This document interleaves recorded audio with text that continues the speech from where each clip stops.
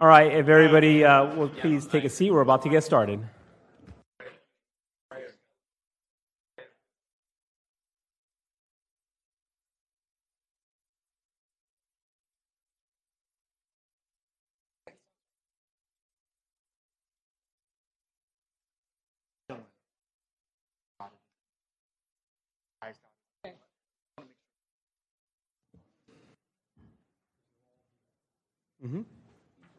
Yeah, good. All right, welcome everybody today to our first Finance Committee meeting of the year. Today is July 15th, and I will start with introductions to my left. Brittany Norris for the administration. Colleen Hampsey, Council Research. Mary Stefopoulos, Office of General Counsel. Philip Peterson, Council Auditor's Office. Kim Taylor, Council Auditor. Ron Salem, Group 2 at Large. Nick Howland, at Large, Group 3. Raul Arias, District 11. Joe Carlucci, District 5. Will Lane, District 3. Jacoby Pittman, District 10. Kevin Carrico, District 4, just visiting. All right, and with that being said, Mr. President, since you're visiting, I would like to recognize you. Well, thank you, Mr. Chairman. I just wanted to come down before you kick the committee meeting off and just, first of all, tell you how important the work is and how much trust I'm putting in everybody, and especially you, Mr. Chairman. But I know you're built for it, and you're ready for it, and you're ready for the opportunity. You're surrounded by a great cast of characters here. You've got a lot of knowledge on this committee. You've got the human calculator, Mr. Will Lane, in here. You've got Ms. Pittman, who's, I think, been on this committee since she's been here. Past President Salem has chaired this committee, as well as Vice President Howland. This is the first time I've said that, Mr. Vice President. And Carlucci, he's the new guy, so you'll have to try to break him in easy. But a lot of important work, obviously. This is what we're here to do as a council, is really to decide where the taxpayer dollars go, and that's what the Finance Committee does. So I'm turning it over to you, sir. I got full trust in you. Anything you need, anything I can help you with, just let me know. Thank you, sir. We will be definitely taking directives from you on this, and we appreciate your leadership. All right. So with that being said, I would like to go over. Okay. That's not my phone.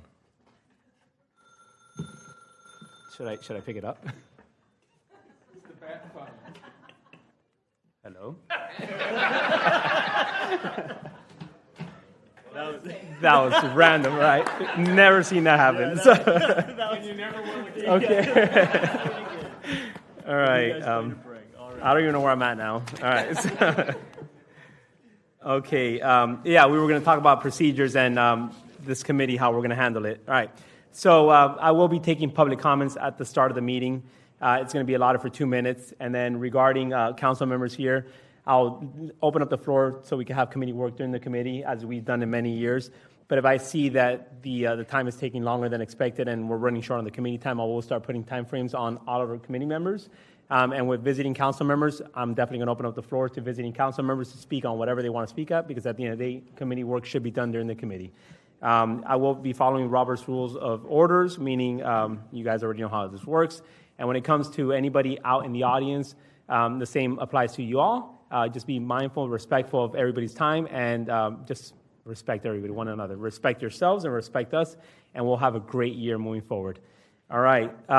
So with that being said, we are going to talk about, very briefly, my initiatives for this year, and what I think will also come from the directives of the president. But for council members, we were presented the budget last night or yesterday from the mayor, and while it is a good budget, I think we can make a good budget even better. So I'll definitely rely on you guys to do your homework. We have about 21 days to August 7th when we reconvene again here to go over the budget process. So 21 days, get to work.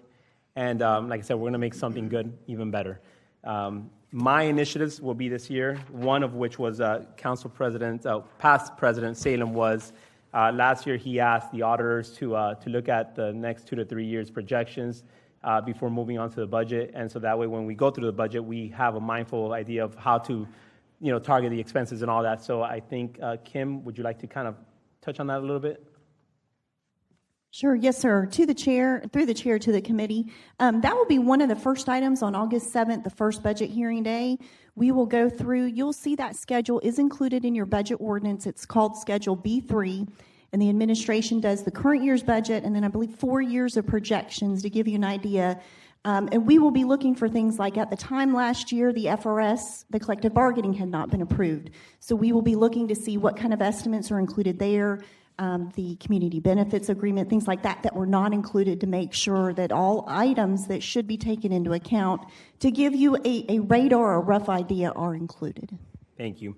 And speaking of CBA's, Community Benefit Agreement, that's another action item that I would like to address.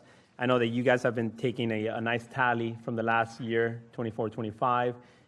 So if possible, by the first budget hearing, can you give us an update as to where we left off in 24-25, and then moving forward in the 25-26 budget, can you at least identify anything that we have for the CBA so we could at least be mindful of that going into the budget, all right? My third task item for this year, and I've mentioned this many times in the past during committee, finance committee, even on council, is I really, really, really hate mid-year requests. And mid-year requests could be from literally the moment we approve the budget, a month later, people come up here to ask for money for their organizations, or they come 10 months later. So I will definitely task all the organizations out there, everybody here, to be mindful of the fact that this year we're going to be a little bit harder on how we proceed with mid-year requests. So I will ask the auditors to, at some point, maybe for budget hearing number 1, to give me a average of how much we appropriate from the reserves every year, an average for the last 3 years, on how much have these mid-year requests been. Because I want to be mindful that moving forward, we could start keeping a tally, and we'll proceed with further instructions on that during the budget, but that's one thing. And then the last thing is, I'll make light of this a little bit, but during the solid waste conversation that we obviously had to vote on, and it passed, I said, it's just lunch, right? It's $14 additional per household. But at the end of the day, $14 is a lot for some people. And so with rise of inflation across our economy, price of goods, everything going up, I definitely, I heard the president at one of his conferences talk about a potential millage cut. And so we're not making any promises, but I definitely want to address that during the budget, because I think we owe it to our constituents to give them some sort of relief. And so that will be the conversation we'll have during the budget. So I just wanted to bring that up. Those are my 4 biggest points for this year. Okay? Does anybody have any comments on anything what I just said right now? No? Thank you. All right, guys. So I think we're ready to start, unless somebody else wants to call me on the phone. If not, let's get started with the agenda. Yes, sir. Okay. Oh, that's all right. So I'm going to, similar to how Councilmember Howland and Salem did it last year and the years before, I'm going to go through the agenda very quickly. And so we're going to go through action item number 1. It's going to be a defer, continual defer. Number 2 will be a continual defer. Number 3 will be a defer. Number 4 will be an amend and move. Number 5 will be a defer. Number 6 will be a move. And I will have a presentation from DIA, Guy Perola and Adam Duvall. They're here, so I'll have them speak on this. Number 7 will be an amend and move as well. Number 8 will be a move. And I'll need a second for that. Number 9 will be a move as well with a second. Sorry. Number 9, yes, I will be deferring this one. My apologies. All right. Number 10 will be a move. Number 11 will be an amend and move, and I have DIA again to speak on this here. And if anybody from the audience wants to speak on any other their bill, please just raise your hand, let me know, and I'll definitely call you out. Number 13 will be an amend and move. Number 14 will be a move. Number 15, I'm seeing that it was deferred at neighborhoods, so I will be more than likely deferring it, but I definitely want to have conversation on this as well. I want to know why we deferred it, if possible. And then number 16 will be an amend. I want to have conversations on this as well, so I know Shannon McGillis is here to speak on this, to enlighten us all on that. Number 17 will be an amend and move. Number 18, amend and move. 19, a move. 20, a move. Yep, and I have Councilmember Leanan that's going to speak on this as well, right? 21 will be an amend and move. 22, amend and move, and then we have a whole bunch of seconds, and I think there may be one at the end. There is, yeah. There's number 38 will be an amend and move. Okay. And yep. All right.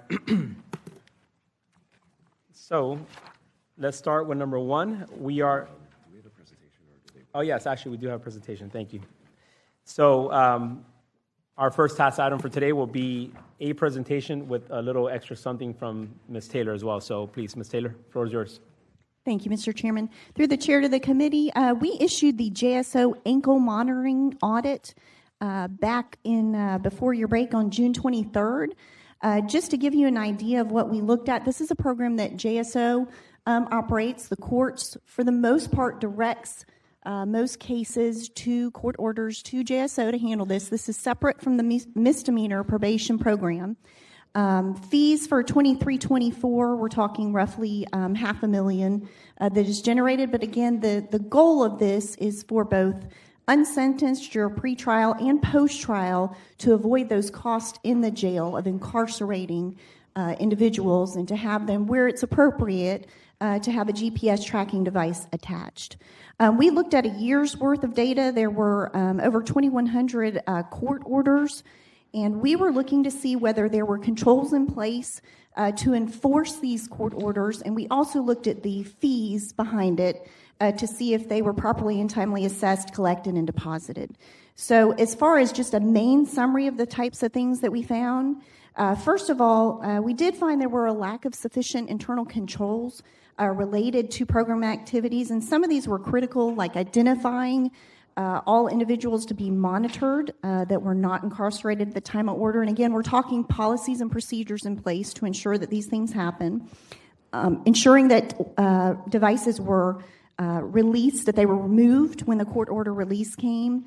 Ensuring individuals were properly charged the fees, and identifying and managing delinquent accounts.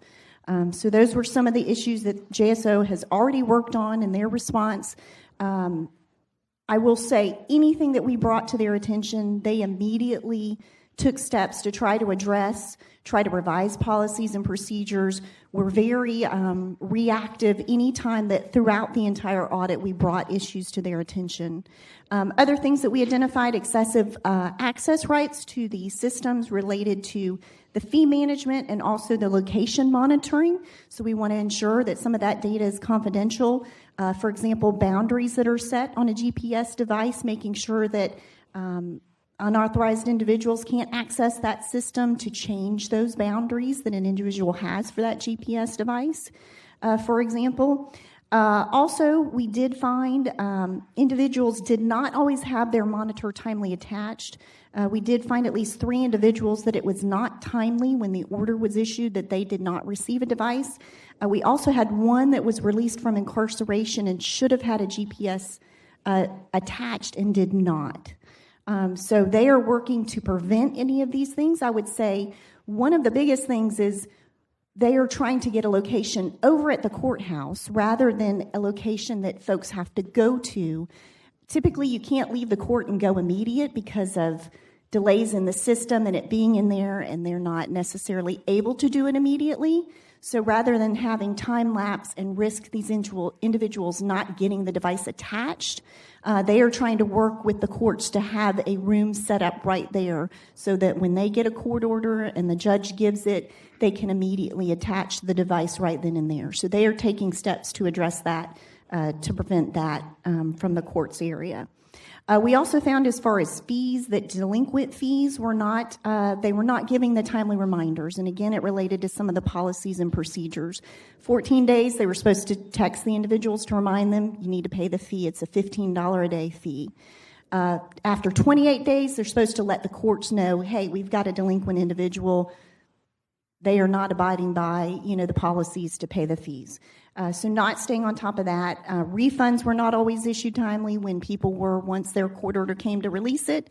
And depending on the time of when that was done, not doing that. And also issues with just accuracy overall with the fees. Ensuring that the system, they're trying to get system reminders in place to ensure overall. Again, it's not a revenue collection type of mechanism. That's not the goal of it. The goal is to prevent the cost from incarcerating people, but they do need to stay on top of monitoring that. That's really a lot of the overalls from the standpoint of enrolling people, need to improve controls. Once they had people in the program, overall working pretty good. And then with the fees, they do need to address some deficiencies that they had on ensuring that they're accurately collecting those. Happy to answer any questions. All right, I see nobody in the queue. I guess I do have a question. What is next for us to follow on this? Yes, sir. To the chair, this would be part of our normal follow-up. So usually within a year to two, we give them, especially when they're trying to incorporate system changes that may take some time to do customized changes, we give them a chance to do all that. So within a year to two, we will do our normal follow-up process. Okay, thank you.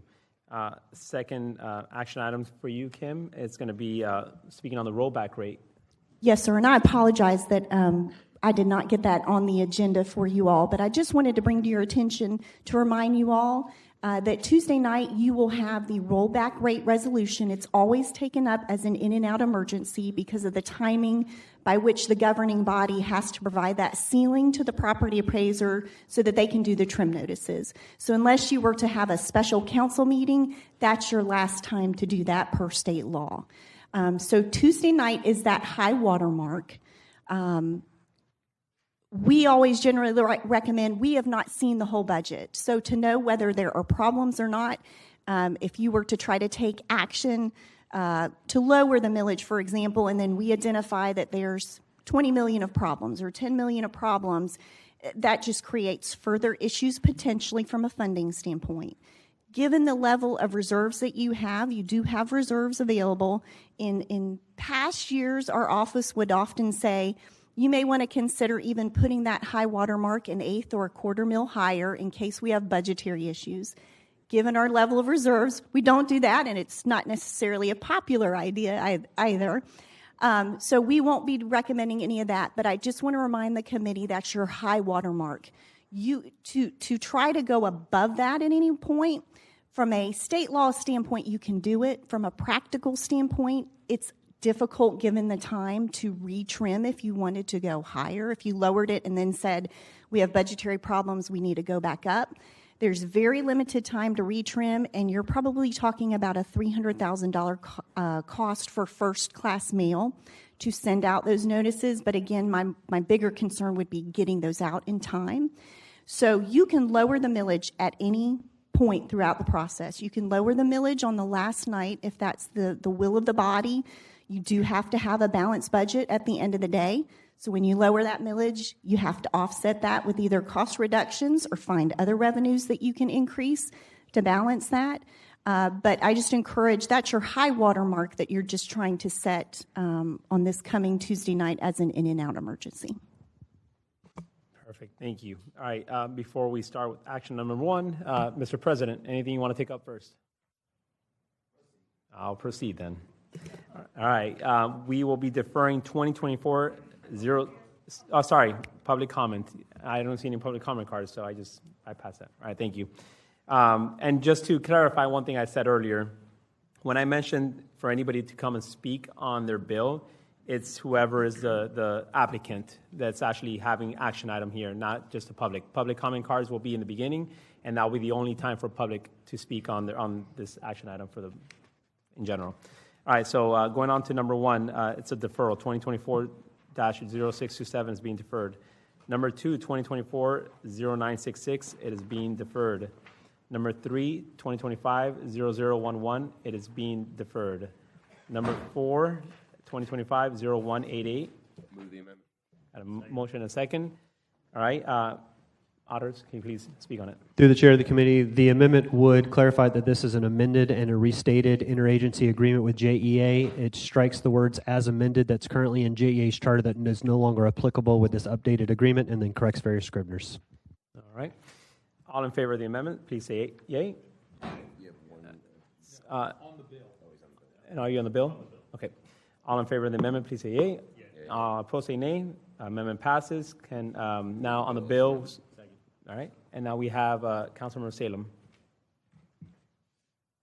Thank you, Chair. I will be supporting this today because I've been advised by the auditors that the only way to get the $40 million that has been offered by JEA and the $15 million that's in the present budget we're dealing with is to pass this bill. I am not happy at all that the $40 million was included entirely in this budget, and I plan to, with the cooperation of this committee, deal with that as we go through the budget process. I had recommended using $10 million of it and then using the $30 million in subsequent years as we have, I think, much tougher budgets than this year. But the administration decided to include all of it. I hope we'll deal with that. Thank you, Chair. Thank you. All right, Mr. Lehman. Thank you, Chair. Somewhat similar comments. Again, just to keep in mind, the whole reason that we needed this $40 million in order to have a budget that came to us with nothing out of the reserves was that $40 million. I've been saying it for months, really over a year now, that this coming year, hopefully we'll never see as many one-time expenses as we have in next year's budget. So that $40 million was pretty well timed to handle that. But again, as we go through this year, you talked about, Chair, how a lot of times we pride ourselves on, we took X amount out of the reserves, we balanced the budget. But then I'll tell you last year's number, we lowered the budget by $47 million when it came to us. And then subsequent council action, we used $68 million out of the reserves for stuff we did since October 1st of last year, essentially. So I fully support you being much more of a stickler with doing that subsequent to that. But again, just we're going to start off next year no matter what. There may be some changes, as Councilmember Salem said, but $40 million less revenue than what this budget reflects. So we've got to be very careful about consideration of any additional one-time items that are going to hit us next year, or even worse, the following year, because last year, the Schedule B3, we knew this was going to be a tough year. Next year looked a little better, but then the 2 years after next year look even worse, like Councilmember Salem mentioned. So just making sure that we kind of go on a cash preservation mode here just to make sure that we have it when we need it on these tougher years that we're going to be expecting probably in the first or second year of our second term. Thank you. Thank you, sir. All right, Mr. Holland. Thank you, Mr. Chair. And might as well set the stage here, echo what Mr. Salem and Mr. Lanen said. When we got the budget yesterday, there was $87 million in additional ad valorem collections, and that's roughly $20 million more than what the B3 schedule said last year. So more revenue than we thought. This JEA was supposed to help address that revenue gap. We also had the solid waste revenue. So the whole expenditure from last year to this year is about 7.3% additional spending on inflation that was under 3% during the year. So for sure, I'm glad that you laid it out there and set the table for probably a discussion we will have during the budget hearings. For sure, we have to consider whether we take all 40 in this year or spread it out in future years to cover additional and future expected deficits. But at the very least, we pass this now, we make sure the agreement is made that the 40 can be collected, and we deal with appropriating it at a later time. Thank you. Thank you for that. And just my point would be, and I know we made it very clear, but that these dollars would have to be for one-time use dollars, not operational dollars, meaning if we commit to using some of these dollars in the future, we got to make sure that they're not going to come back next year asking for the same appropriations of dollars because it will be operational. In this case, we're not going to get a $40 million increase every year. So we got to be mindful of that during the budget. So nobody else is in the queue. Can we open up the ballot and record your vote? How do I vote? Oh, there it is. All right, thank you. All right. 7 yeas, 0 nays. All right. By your vote, you have approved 2025-0188. Going on to number 5, 2025-0361. It is being deferred. Number 6, 2025-0386. Move the bill. Got a motion to move in a second. All right. Mr. Parola or Allen, can you guys, Mr. Vogt, can you come up here? Thank you. Just explain to us, I know we have 2 different restaurant components to DIA coming up today. So just talk to us briefly about this one. Absolutely. Through the chair to the committee, this particular bill is about the restaurant at Friendship Fountain in St. Johns River Park. So it is on the South Bank. In August of 2024, the Finance Committee put the construction dollars that is in this bill, they are TIF funds, so they are CRA funds, in a contingency with the directive to go back, further design of the restaurant, and refine the cost. So by December of 2024, based on the size parameters and input from a community engagement meeting, CD Urban, the contracted design team, came up with 3 varying concepts to 30% or conceptual drawings. In January 2025, we had a workshop that included the board, the public, and 2 of the council members to discuss the 3 different concepts, and the decision was made to come up with a hybrid of what was called B and C concepts, which did include a rooftop bar, and that was picked to move forward. So by March of 2025, CD Urban came up with a 50% drawings, which isn't typical in construction, but they wanted to also provide a rough cost estimate. They'd contracted with a local contractor to come up with some design, further design, as well as the costs. We instructed them to move forward. They came up to May 2025. The design was at 70%, and the cost estimate by the local contractor was identified and set. It also identified some value engineering opportunities, and then this bill was filed later that month. The next step, if this is approved to move forward, would be to help identify an operator through the procurement process so that they can be involved with the design team from the additional 30%. I did drop off some renderings to every member of this committee yesterday. I have some with me if you didn't get that, and I'm here for any questions. Thank you, sir. I see Ms. Pittman in the queue. To the chair, I just wanted to ask a couple of questions. I know we've been talking about this restaurant for a while, but I wanted to know, how does it impact? Is that where it's going, where Mosh is now? No, ma'am. It's actually on the other side of the fountain. So if you're walking down through the chair to Councilman Pittman, if you're walking through and the fountain's in front of you and the river's behind it, it would be to your left. So it'll be positioned right between the fountain and the related group's development that should be starting later this year. Oh, thank you. Okay. So will there be two restaurants next to each other? Well, if you include the related, then eventually, which was probably 3+ years out, then eventually there would. I would say that not knowing exactly what they're doing, these will be maybe a little different. The idea behind this one was to be more casual, more family friendly because of the people that come to the park and the fountain. And so it will offer perhaps fast casual service, maybe grab and go, but it is definitely more of a family friendly casual style restaurant by design and public input. Okay, and what's the square footage of the building again? So on this particular, we wanted to keep it relatively small. The conditioned space is 2,400 square feet. There's an additional 1,000 square feet wraparound first floor patio. And then the rooftop will have a small, probably 1,000, 1,200 square foot, just kind of bar area, viewing area on the second floor, but not conditioned.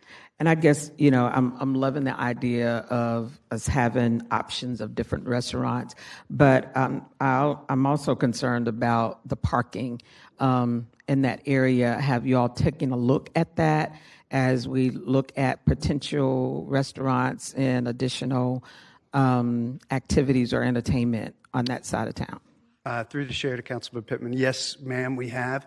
As Mosh moves, that will open up some parking in the current Mosh and Park parking lot. There's also a project that the DIA is funding underneath the Acosta Bridge to create additional parking for both the boat ramp next to Related, as well as this particular restaurant, as well as the park, in addition to some public parking that may or may not be in the garage there. Okay, because there's going to be a lot of moving parts at the same time. And so I heard this weekend there were petitions were trying to keep Marsh open. So I was just wondering how that was going to relate with all the development that's on that side of the river. Through the chair, I'm not sure if I'm sure the question, but the plan right now is for Mosh to close down at the end of this summer and then open up on the north bank after the construction. Whether that changes or not, I'm not aware, but certainly part of that parking is open for the park itself in general, not just dedicated to Mosh currently. Okay. All right. Thank you very much. Yes, ma'am. Thank you, Ms. Pittman. Mr. Salem. Thank you, Chair. You mentioned Related starting construction later this year. Is that correct? And could you please clarify if that's still the case?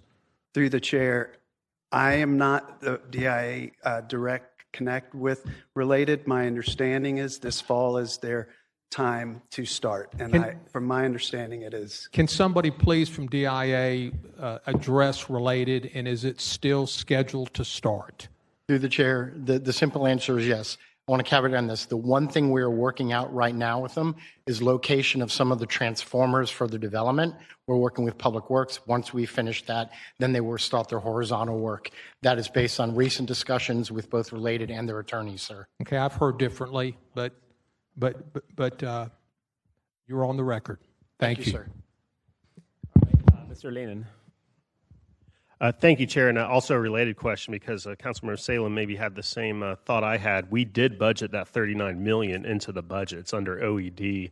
And so I guess, could you just remind me what triggers when we have to put that $39 million into escrow?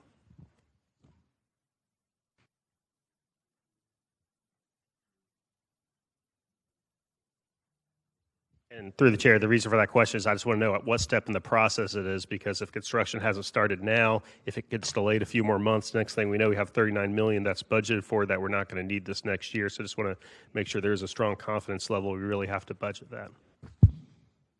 Thank you, Mr. Chair. Steve Kelly, Downtown Investment Authority, through the chair to Councilman Lanin.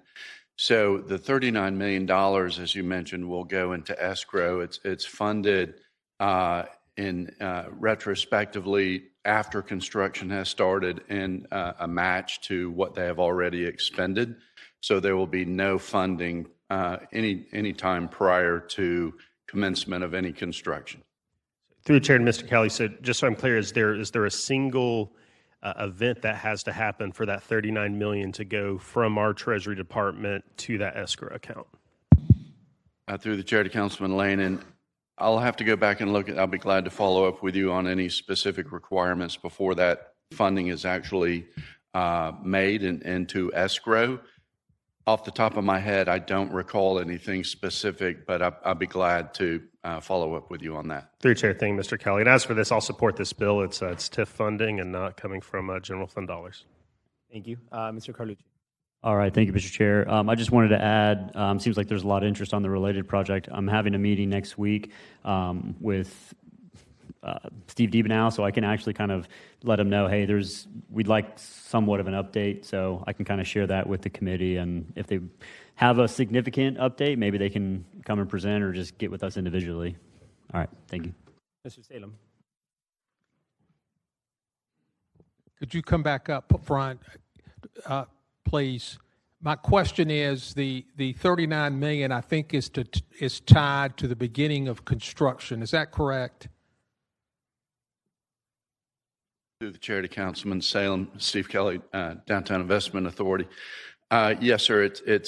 There is no funding prior to the commencement of construction, so it is effectively tied to the commence or after construction starts.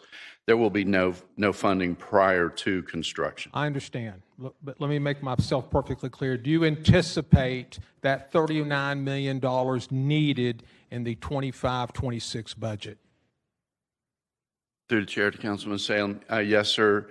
That $39 million is to be appropriated fully in the 25-26 budget.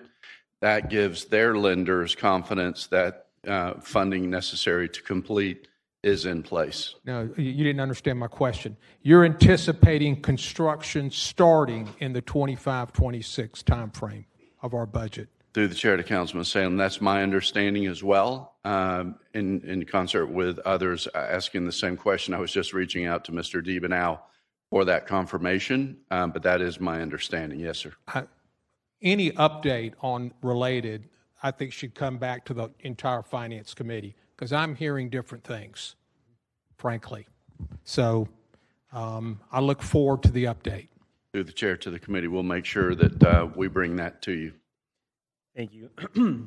I think we definitely need some updates, not only on Related, but also on this restaurant in the park. So I know, Mr. Carlucci, you're going to probably send a one-way communication to all of us to let us know how the conversation went, and if we want to do a presentation from the Related group, that will be much appreciated.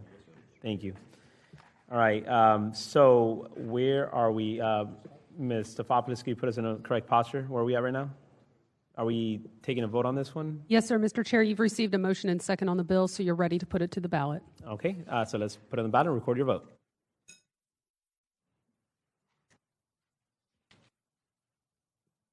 Seven yeas, 0 nays.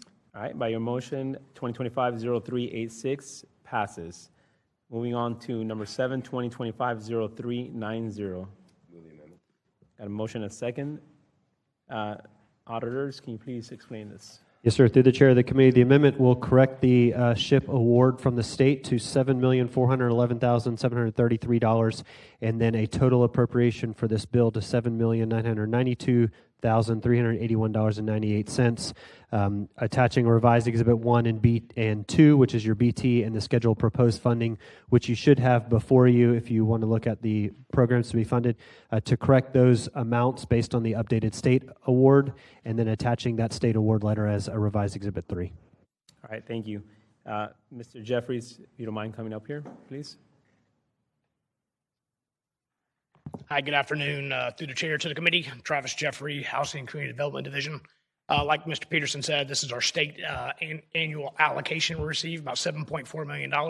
We use these funds mostly for our internal programs, our owner-occupied rehab program, down payment assistance program, affordable housing for ownership, and then a little bit of the money we partner with JALA and LISC to provide services for foreclosure intervention and the heirs property program. All right, thank you for that. No, actually, I do have 2 in the queue now. Mr. Salem. On the amendment or the bill? Ms. Pittman, on the amendment or the bill? The bill. Okay. All right, so all in favor of the amendment, please say on the bill. All right, all in favor, please say aye. Aye. All opposed say nay. And amendment passes. Now we're on the bill. Mr. All right, Mr. Salem. Thank you, Chair. Through the chair, Mr. Jeffries, who makes the decision on how much of this money goes towards affordable housing or other? You rattled off several things. Who makes the decision on how much goes towards which project? Through the chair to Councilman Salem. So it's in-house. There's about 3 or 4 of us that make these decisions. There are set-asides that the state's put in place with, 75% has to go to construction, 65% ownership, 30% low, 30% very low, and 20% goes to for families with disabilities. And so we kind of put all that in and line item it out to where we can meet all those set-asides, and that's how we kind of come up with the numbers. Thank you.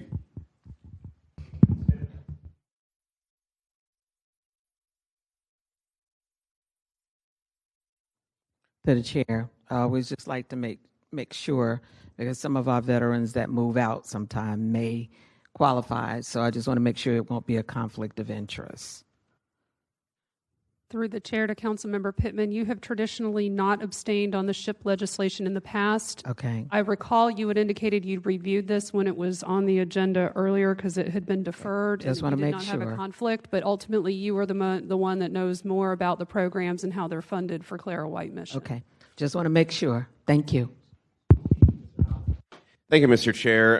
For Mr. Jeffrey, my question's along similar vein as Mr. Salem's, but it's in particular what the heirs property resolution is only $300K. Is there any opportunity to change categories and increase that? I only say that because the heirs property is creating wealth for people, whereas the others are handouts. Is there any way to shift that so it creates more wealth? So through the chair to Councilman Howland. So that 65% construction is the issue with this here. We could reduce the amount of foreclosure intervention that we provide and increase the heirs property. We can have some conversation about that if you'd like. Does it have to be done as part of this legislation, or is it something that could be done later?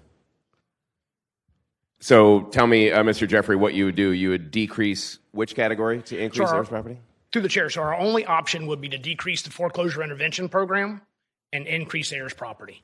And where do you have more demand right now? Because if we can do that, I say we do that. Again, what's interesting is the heirs property resolution. If you allow people to create the wealth that they own that they didn't have before, that could help with prevent foreclosures.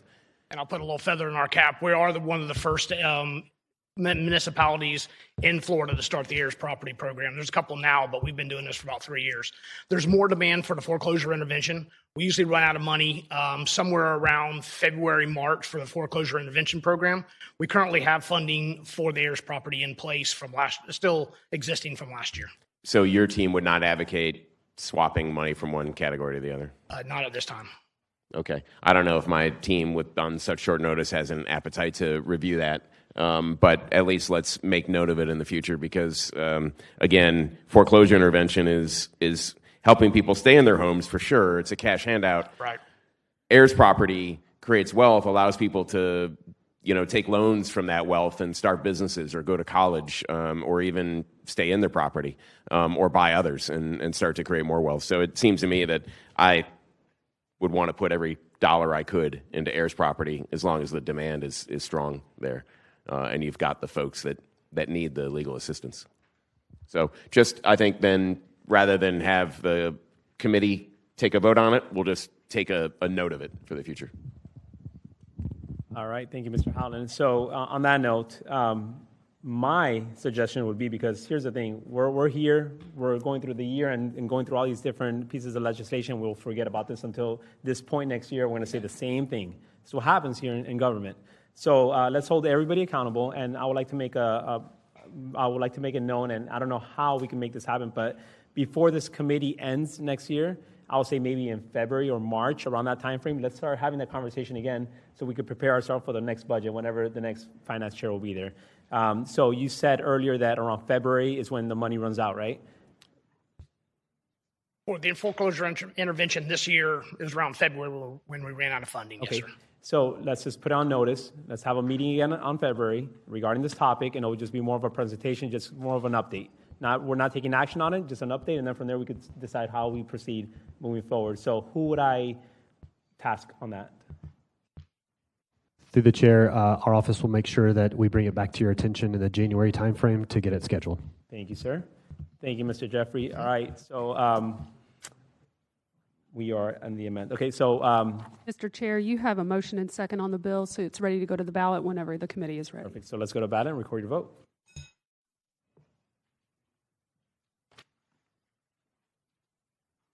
Seven yeas, 0 nays. All right, by your motion, 2025-0390 passes. Going on to number 8, 2025-0421. Move the bill. Got a motion and a second.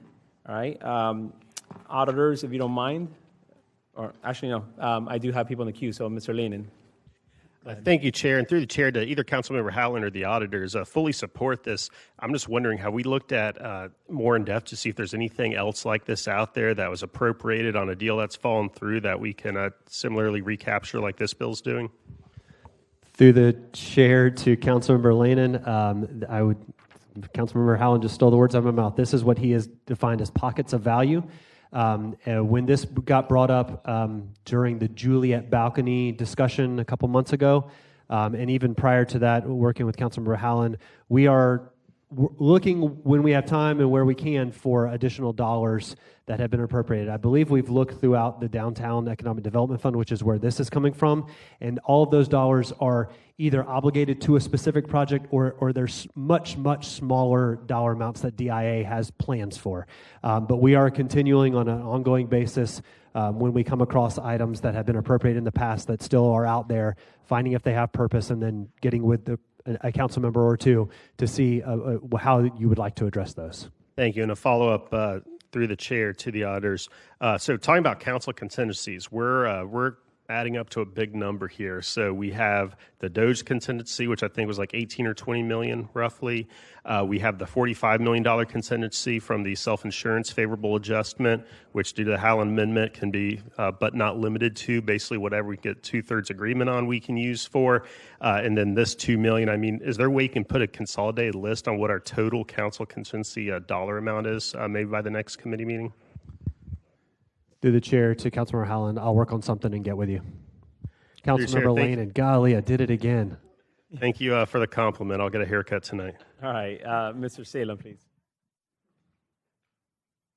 Yes, as I mentioned in neighborhoods yesterday, I wanted to commend my colleague, Councilmember Howland. We found some money, and we're not spending it. That's a good thing. We've gotten into the habit through this administration of finding money and then automatically spending it. In this case, we're not doing that, and we need to do more of that and return it to the reserves and build up our reserves. Thank you. Mr. Howland. Thank you, Mr. Chair. I think Mr. Lane and Mr. Peterson, Mr. Salem said everything I needed to say, so nothing further. Thank you, sir. All the words were out on me, too. So with that being said, Let's put on the ballot and record your vote.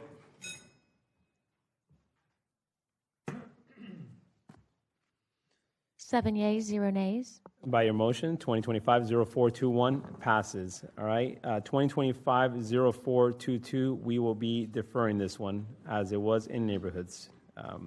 Although, yeah, okay, yeah, go ahead, Mr. Salem. Thank you, Chair. I just wanted to summarize the issue here for the committee because I think it's very important. We are self-insured with our health insurance, have been, I think, for approximately 10 years. There is a group health fund that has to be a sort of reserve fund for our health insurance. It has been as high as $40 million about 5 years ago. Presently, it's in a position of minus $4 million. And when we finish this budget year, September 30th, that has to be at zero. Okay? The auditors have advised me that the books closed on June 30th for the third quarter.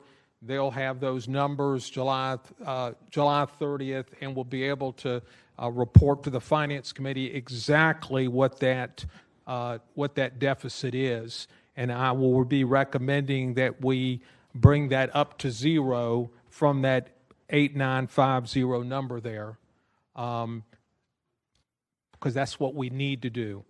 I am very concerned about our health insurance in general. We are running approximately a $20 million deficit each year with health insurance. The changes that have been made to the plan over the last couple of years have been small tweaks, which have not generated the revenue that we would hope it would, at least.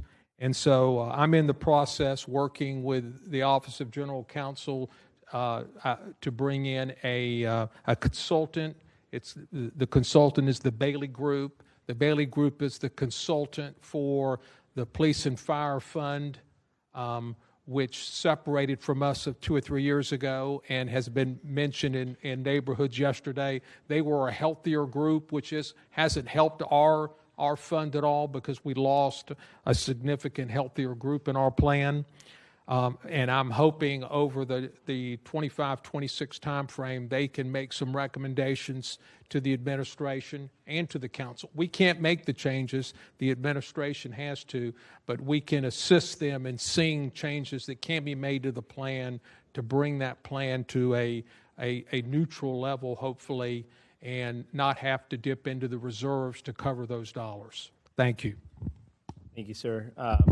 Quick question for Mr. Salem. On my end, you mentioned consultant. Do we have money already appropriated for that? How are we going to support that? It's funny you should ask that. I was able to identify some money from the Michael Hugh contract that we had when he assisted us with the stadium deal, and there's enough money there to cover payment of that contract. Okay. All right. Well, thank you. So we will not be going into the reserves. All right. All right, Mr. Lehman.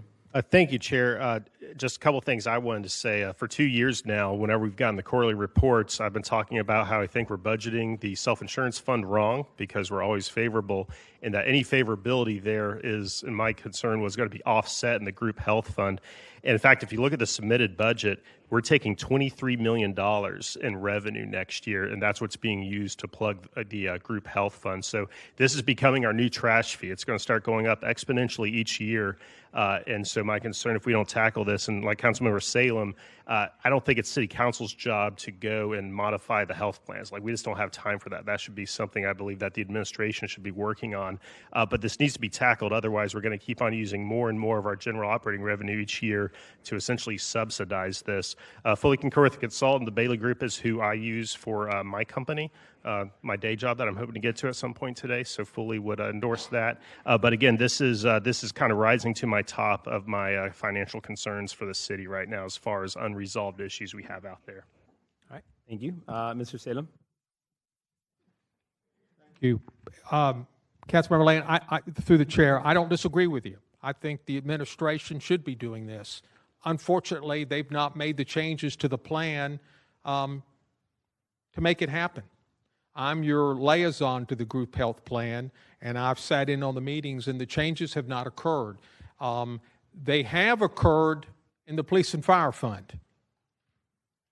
Randy Weiss, the former head of the union, runs that plan, and I encourage you to talk to him because they have made significant changes to their plan because of problems like this. So bring in, hopefully, I've spoken to Mr. Wise, and bring in Bailey will allow the council to understand what needs to occur and hopefully the administration to buy in. I have also spoken to Kelly O'Leary, who represents the administration on this, and she's been very supportive of this process and will participate in it.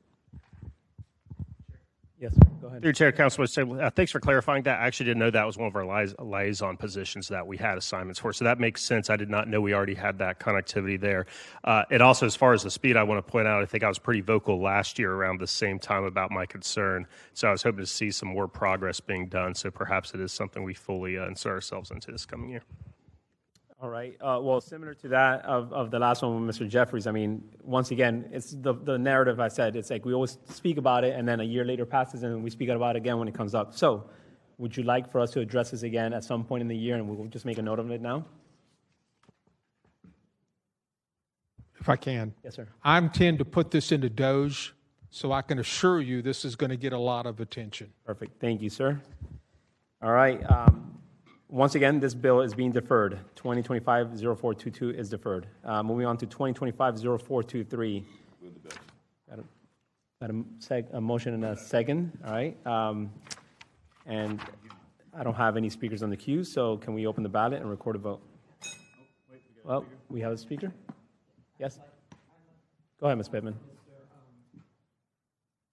If Mr. Waters is here, if he can come tell me a little bit about the purchase and why is it necessary if he's here. Is anybody here? I don't see. Oh, thank you. Randy Wishart, Chief of Mosquito Control, through the chair to Councilman Pittman. Yes. What was your question? I want to know, because I know over the years, last year's budget, I know we bought mosquito equipment and supplies. I just want to know, what is this? Is this replacing something, Yes, or is this new? Well, no, it's just to replace used product, used PPEs and stuff. But the actual legislation comes from our small state budget. Mm-hmm. And on September 30th, the city closes the accounts out. And whatever dollars are left in there, they move over to the fund balance. Okay. And this is just recognizing the fund balance back into the budget. Okay. Because I know, I want to say last year, I totally agree with you, Mr. President. You know, we talk about these different. Not yet, one day, but not right now. Well, chairman Right. of the committee, but I just want to make sure it's something different. I didn't know exactly if it was going to buy something, but you explained it. So thank you very much. No problem. Well, no other speakers on the queue, so let's open the ballot and record your vote. Thank you, Ms. Pittman. 7 yeas, 0 nays. Okay, by your motion, 2025-0423 passes. Moving on to 2025-0424. Move the amendment. I have a motion and a second on the amendment. Mr. Peterson, please, and then DIA, please come up. Yes, sir. Through the chair of the committee, the amendment corrects the account name to which the funds are being appropriated related to the Snyder Historic Renovation Incentive. Strikes the word grants, as we don't know that this incentive will be a grant in regards to a future development agreement, and then attaches a revised Exhibit 1, which is the BT, to correct some account names. All right, thank you for that.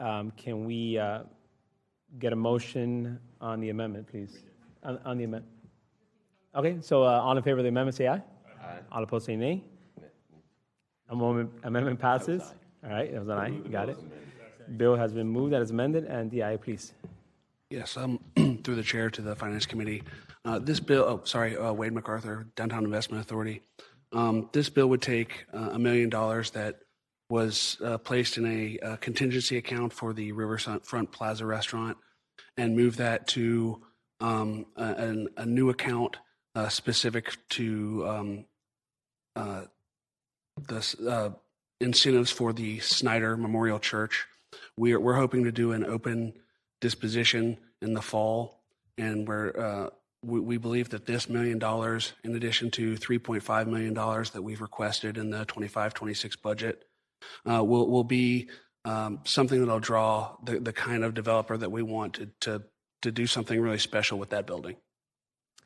All right. Thank you for that. I know that last year we took this up, and obviously there was a lot of controversy on this particular piece of property, this restaurant.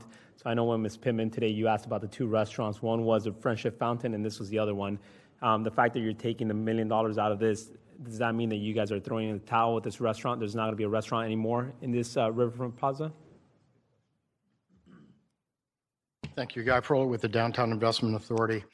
I wouldn't say we're throwing in the towel, but over the last year, we've learned a lot about the priorities from council, and we've gotten a lot of direction to focus in the core. As far as city assets go, Snyder is probably the most prevalent city asset that's underutilized and needs to be occupied that's in the core. So we're shifting our priorities for the foreseeable future. Okay.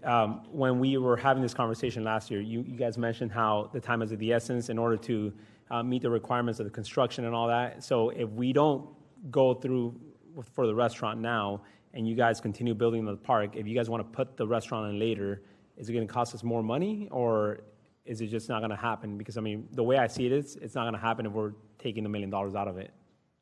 Through the chair, if I had to handicap it, I would say it's more likely than not. It's not going to happen. We hate to speak in absolutes. If it's something that's demanded by the community and the park demands it, we can revisit it. But, you know, through the chair or to the chair, things will always going to cost more later. Sure. So, thank you, sir. All right, Ms. Pittman, you're on the queue.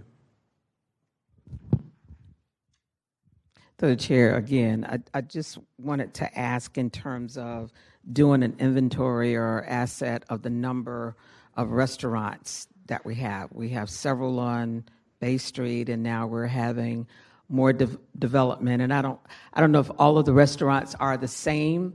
As we build on the waterfront, the number of restaurants that we've had, I guess, the last 3 to 5 years, do we still have those restaurants, or have a number of restaurants closed because we keep building restaurants? And it just seems like we got a lot of restaurants downtown. And so if you can just kind of speak on the assets or the inventory, and then the number, because it seems like we're always either having maybe an upscale restaurant or maybe, you know, a middle restaurant. I just want to know, it just seems like it's a lot to me.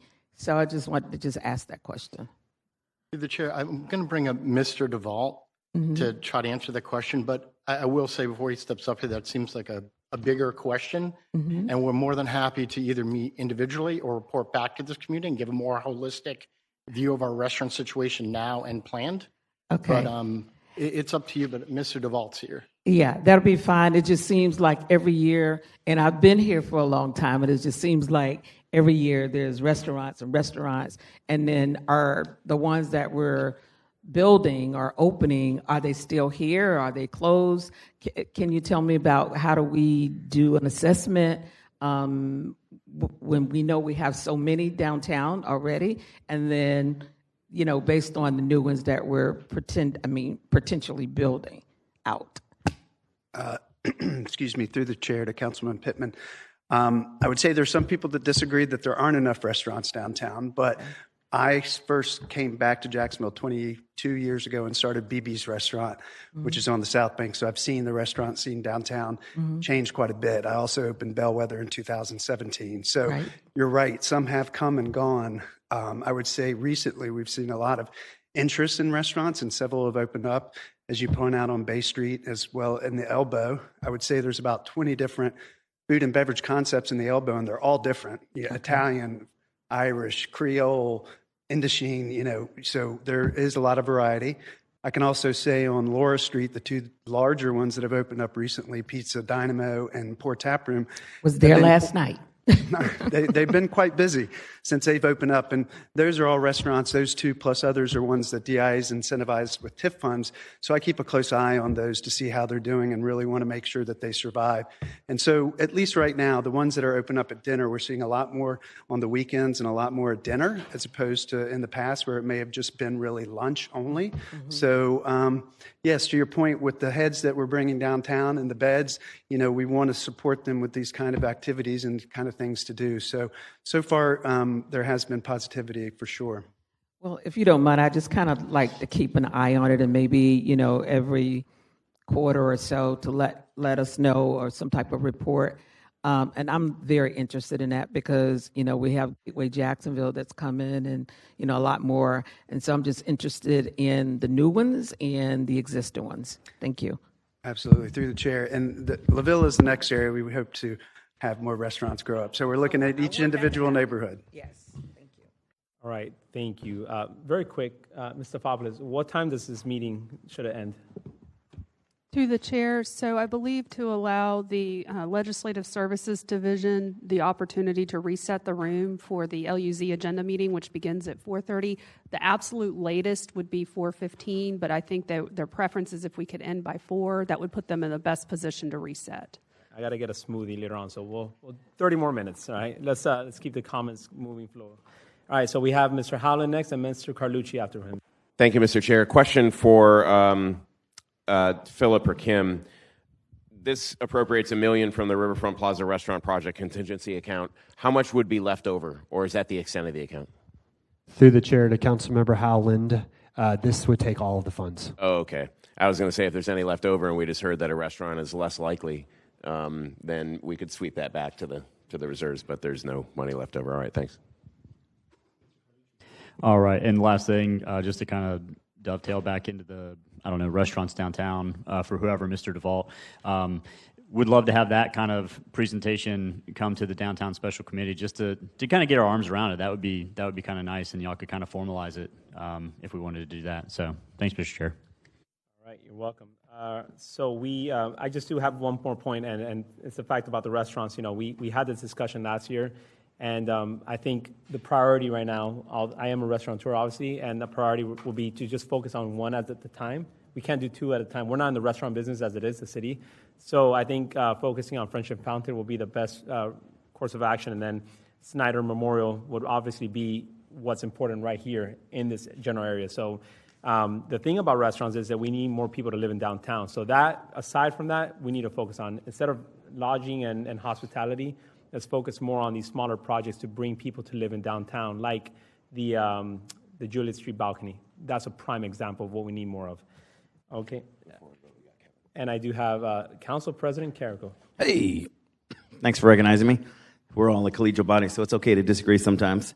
I don't think we have enough restaurants. I don't think we have enough waterfront restaurants, in particular. And the major investment we're making downtown on the riverfront there to not have those kind of riverfront dining options, I think, is going to hurt the ability for downtown to explode and be that world-class downtown that we need.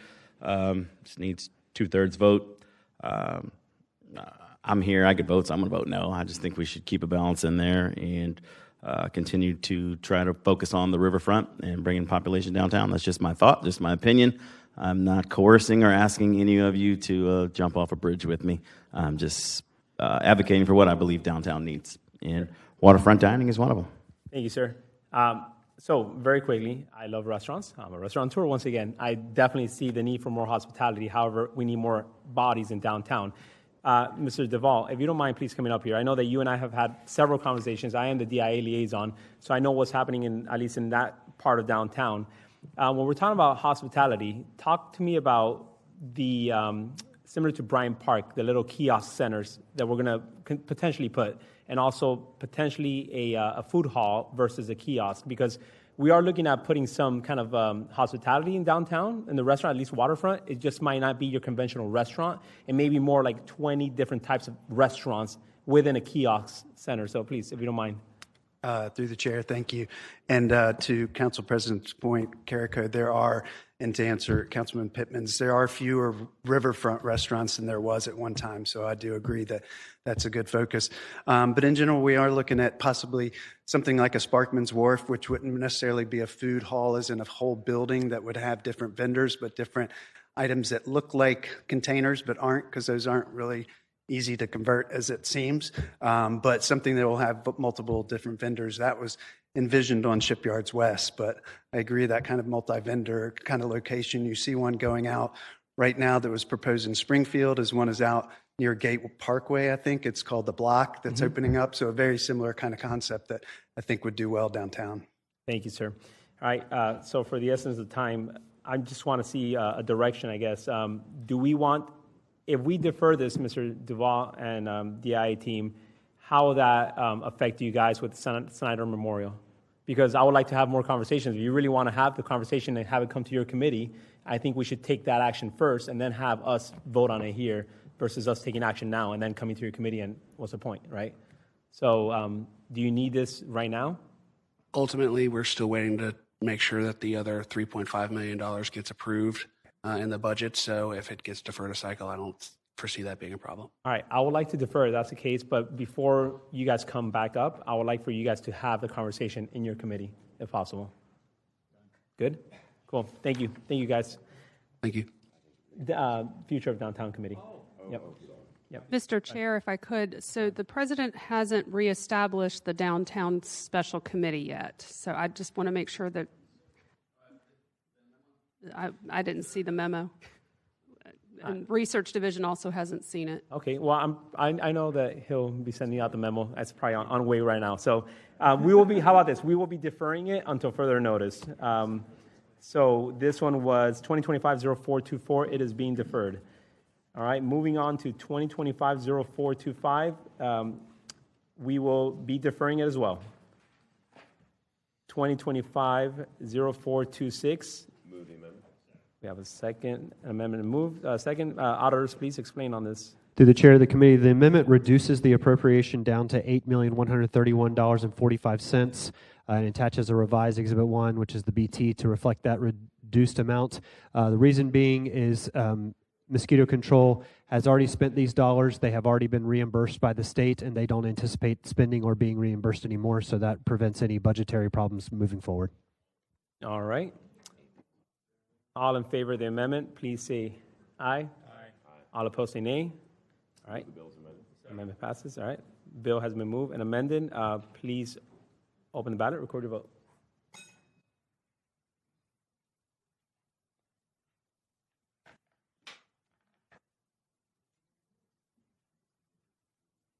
Seven yeas, 0 nays. All right. By your motion, 2025-0426 passes. Moving on to 2025-0427. Can I get a motion and second? I got a motion and second to move the bill. All right. Auditors, if you don't mind, explain this one real quick. Through the chair to the committee, so $350,000 was budgeted. We have two ASM funds. One's the city side and one's the ASM side. This $350,000 for repairs and maintenance was budgeted on the city side. It should have been on the ASM side, and so this is just a budget transfer to move it between funds. Perfect. I see nobody in the queue. Please open the ballot, record your vote.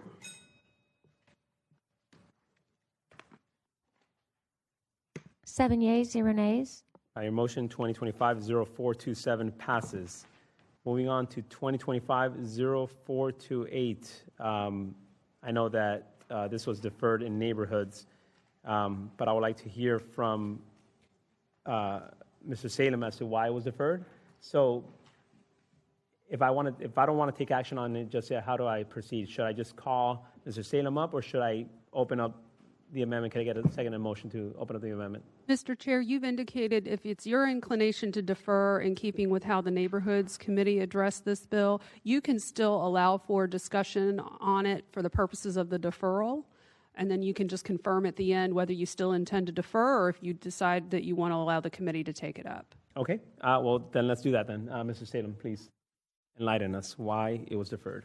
Thank you, Chair. I'll try to keep this brief, but a little history is necessary. In December of 23, we moved, I believe it was around $26 million from below the line to above the line for the mayor's initiatives.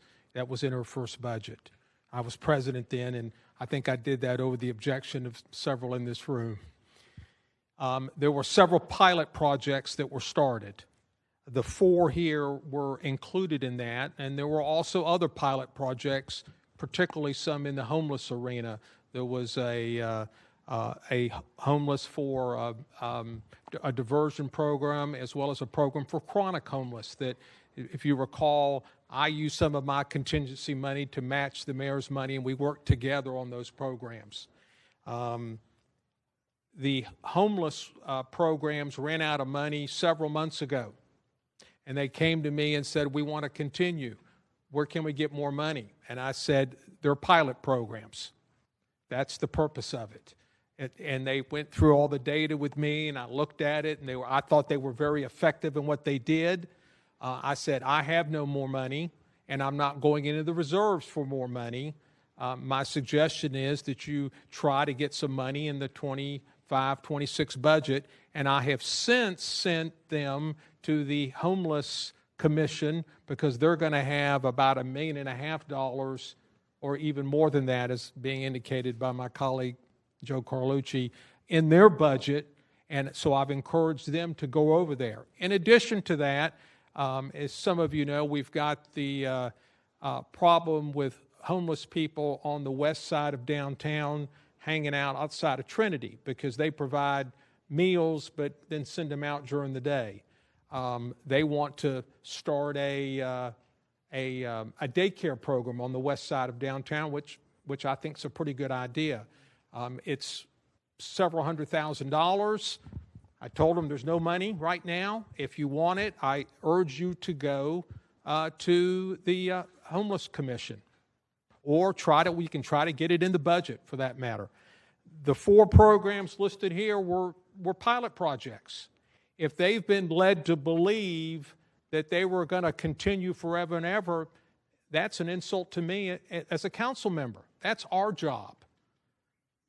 The administration proposes, we dispose.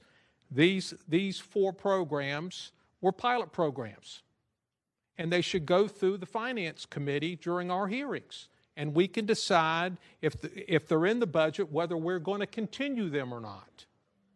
And if we were to continue them through this process, that doesn't mean we're going to continue them in the 25-26 budget. So at some point, they may stop. I have heard from 2 of the providers. The administration has told them to call me, which is fine. Once I explained to them the process, that if you were led to believe that these programs were going to continue once you ran out of money, you've been misinformed, probably. And we need to put our process in place to make sure we want these programs to continue. One of them said, I have enough money, which is the Northeast Florida Healthy Start Coalition. I think most of you know how close that program is to me.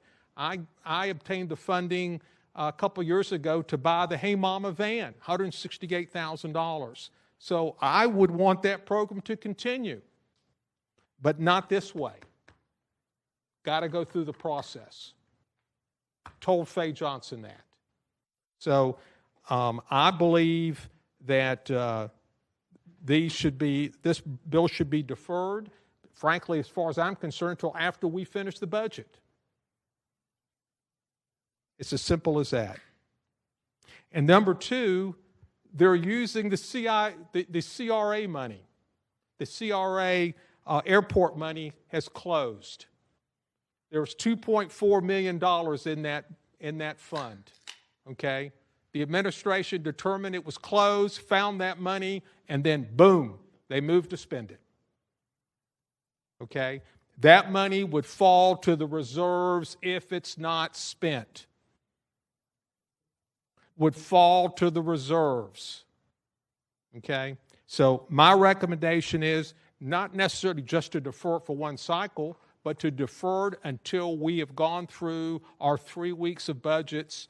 And then at that point, if we have determined that that program is going to continue the 25-26 year, we may decide to put some money into it short term. Thank you, Chair. Thank you. So as a chair, I have to wait to the end. I don't have to, but I should, and I want to speak right now. But you know what, Mr. President, you go first. Go ahead. Thank you, Mr. Chair. I'll be brief. I got on the queue before President Salem started talking. I was just going to say, as Council President, if you guys decided what to do here and you wanted to move on it, then I would happily discharge it from neighborhoods and let it go in, but it sounds like we have other plans. So we'll just let you guys talk it out and figure out what you want to do. I'm flexible either way. Mr. Lehman. Thank you, Chair. I'm fine with the deferral as well. One thing I wanted to point out, you heard me last year request a number of times if I could get just an update on all the transition programs we approved, because those bills 807 and 847 were the ones Councilmember Salem referenced. Of that $26 million, there's still $5.5 million unspent, and the auditors double-checked what the administration gave me as well. And some of them have round numbers still, which leads me to believe that some of it hasn't really been spent at all, that there are still programs that 2 years into it almost we haven't started. So I did have a conversation with the administration on, is it time to reprioritize this already appropriated money? And maybe that was an alternative for the funding source other than the JIA CRA, which Councilmember Salem referenced. It would all just go to the reserves anyways. So I would challenge them, hey, look at this list of what we haven't spent so far on this transition committee, these two bills, and maybe there's an opportunity to appropriate or reappropriate this against what you think are the programs that need to continue moving forward. And we also can't forget this $5.5 million that's there during the budget process well, because this is definitely a pocket of value, as Councilmember Howland would say. Thank you, sir. Mr. Carlucci. All right, thank you, Mr. Chair. I just want to hear from whoever, there's 3 people listed here. Of the 4 items that are shown here, are these included in the $12 million in the budget upcoming? There's $12 million in the budget right now, and I haven't looked through it itemized list of what that $12 million includes. Through the committee chair to Councilman Carlucci. There's $7.1 million in the current budget for health programs, and these programs are included in there. Okay. So the 7.1. So are these dollars then to, I guess, take it from now until right? October 1, so as Councilman through the committee chair to Councilman Carlucci, as Councilman Salem was describing earlier, these were programs that were approved back in December of 23. By the time we got through the RFP process, contracting, and get signatures onto paper, they weren't really ready to go until July 1st of 2024. So as you go through a 1-year contract cycle, their contract ended on June 30th of 2025. And so yes, we've included those as programs that we'd like to see deliberated and debated during the budget hearings for fiscal year 26, starting in October. But we need to keep those programs going between now and October. So that would be July, August, and September, so that the infrastructure that's been put in place, the programs that are already being taken advantage of by our residents are no longer, are not lost. Okay, right. And through the chair, I mean, this kind of seems like one of those mid-year requests that you were kind of alluding to, right? And ultimately, this money would flow into the reserves. And I mean, I think, look, we want these programs to continue to be successful, but I also think we want to be mindful of people just budgeting correctly and getting it right the first time and not having to come back for over $1 million for 4 different programs. So I'll support the deferral. I mean, I would support pausing the programs until they get, their funding in October 1, since that's already built into the budget. I mean, that seems like that's what we're looking at here. Through the committee chair to Councilman Carlucci, the problem with that, these are different than other programs that may have been described earlier. These are programs that now our citizens are depending on. The HealthLink JAX program they put a lot of time and effort into marketing their program. People, uninsured populations in different parts of our community are now aware of that phone number. So we're going to tell them not to call that number now, or if they do call that number, our vendor is no longer going to be able to take care of these patients and send them back. The same thing is true with our feeding our elderly food insecurity program, where we have reduced that waiting list for the folks that have been waiting for a hot meal by 66%. They've fed another 1,881 people in the last 3 quarters. And so if we don't have that funding during these 3 months, that program does go away. Mm-hmm. There's no debating that, okay? Right. I mean, we have some folks here who can talk about that as well. Yeah. And yes, certainly the 988 program can continue, and Feeding Northeast, Healthy Start Coalition in Northeast Florida can continue with their community health workers between now and the budget hearing process. But these other 2 programs, I think we would be in jeopardy of losing significant momentum. Well, and again, through the chair, and this will be the last thing, I mean, I don't want to sound like cold-hearted on it, but like that problem is Telescope Health LLC's problem, Telehealth, Safety Net Clinic, United Way, Northeast Healthy, like that's honestly something that they didn't do a good job on.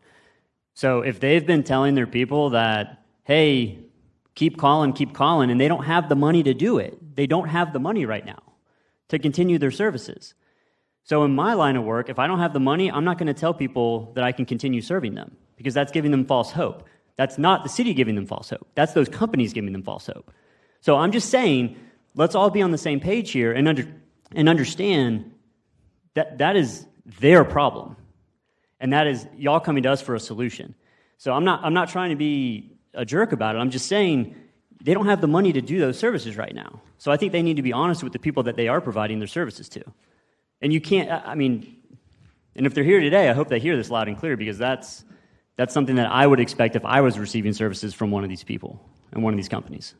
Thank you, Mr. Chair. That's all I have. Thank you. Okay.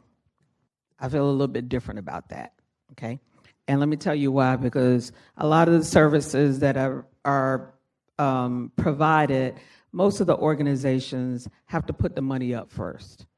And I don't know if this is a reimbursement program or not. They're all reimbursement programs. Okay, so let me just say this to you.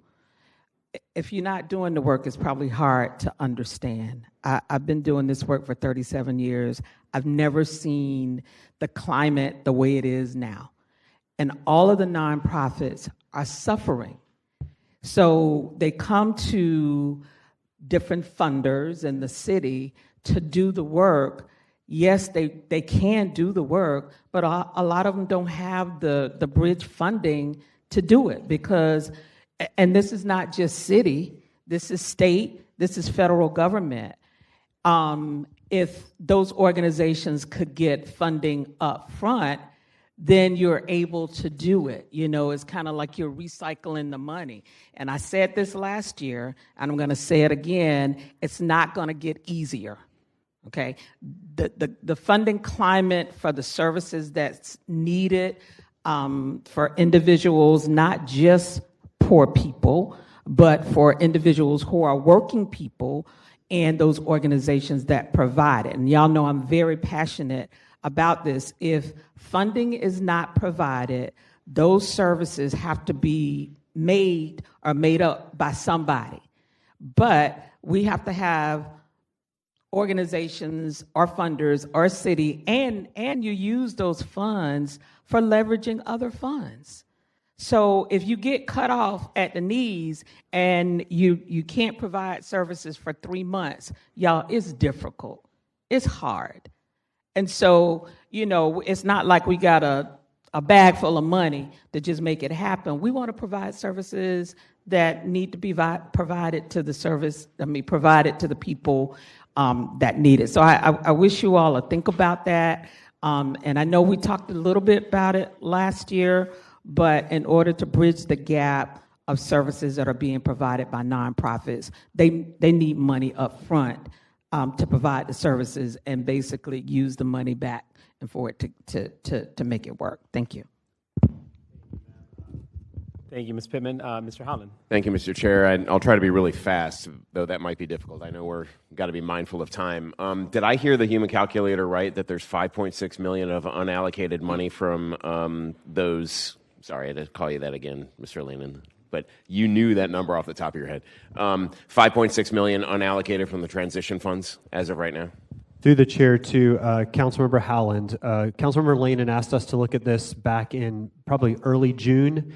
When we reported back to him on June 20th, there was $5.5 million. Now about 350,000 round numbers is ARP, so that couldn't be reallocated, but the remainder could be transferred to some other purpose. Okay, so I understand what the absolute flaw of this bill is not telehealth, it's not United Way, it's not 988, it's not Healthy Start, it's not Urban Jacksonville. The flaw here is that the bill is robbing the JIA CRA unused funds, which came from pennies or percentage of ad valorem taxes going to that CRA and should rightfully be returned to the reserves where they really should have come from.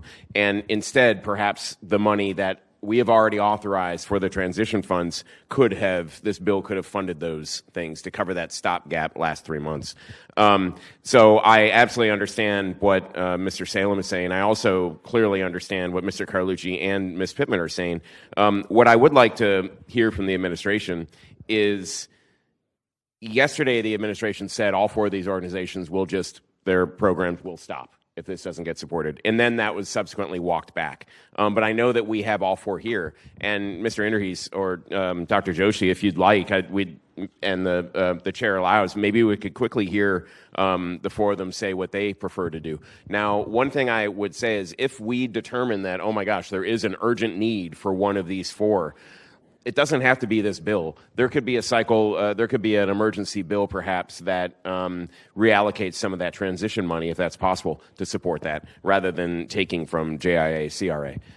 But I think I would like to hear 1, 2, 3, 4 from, if possible, starting with Telescope Health, what they think we should do and moving forward. Yes, Mr. Interhees. Happy to do that. Joe Interhees, Deputy Chief of Staff, Mayor's Office.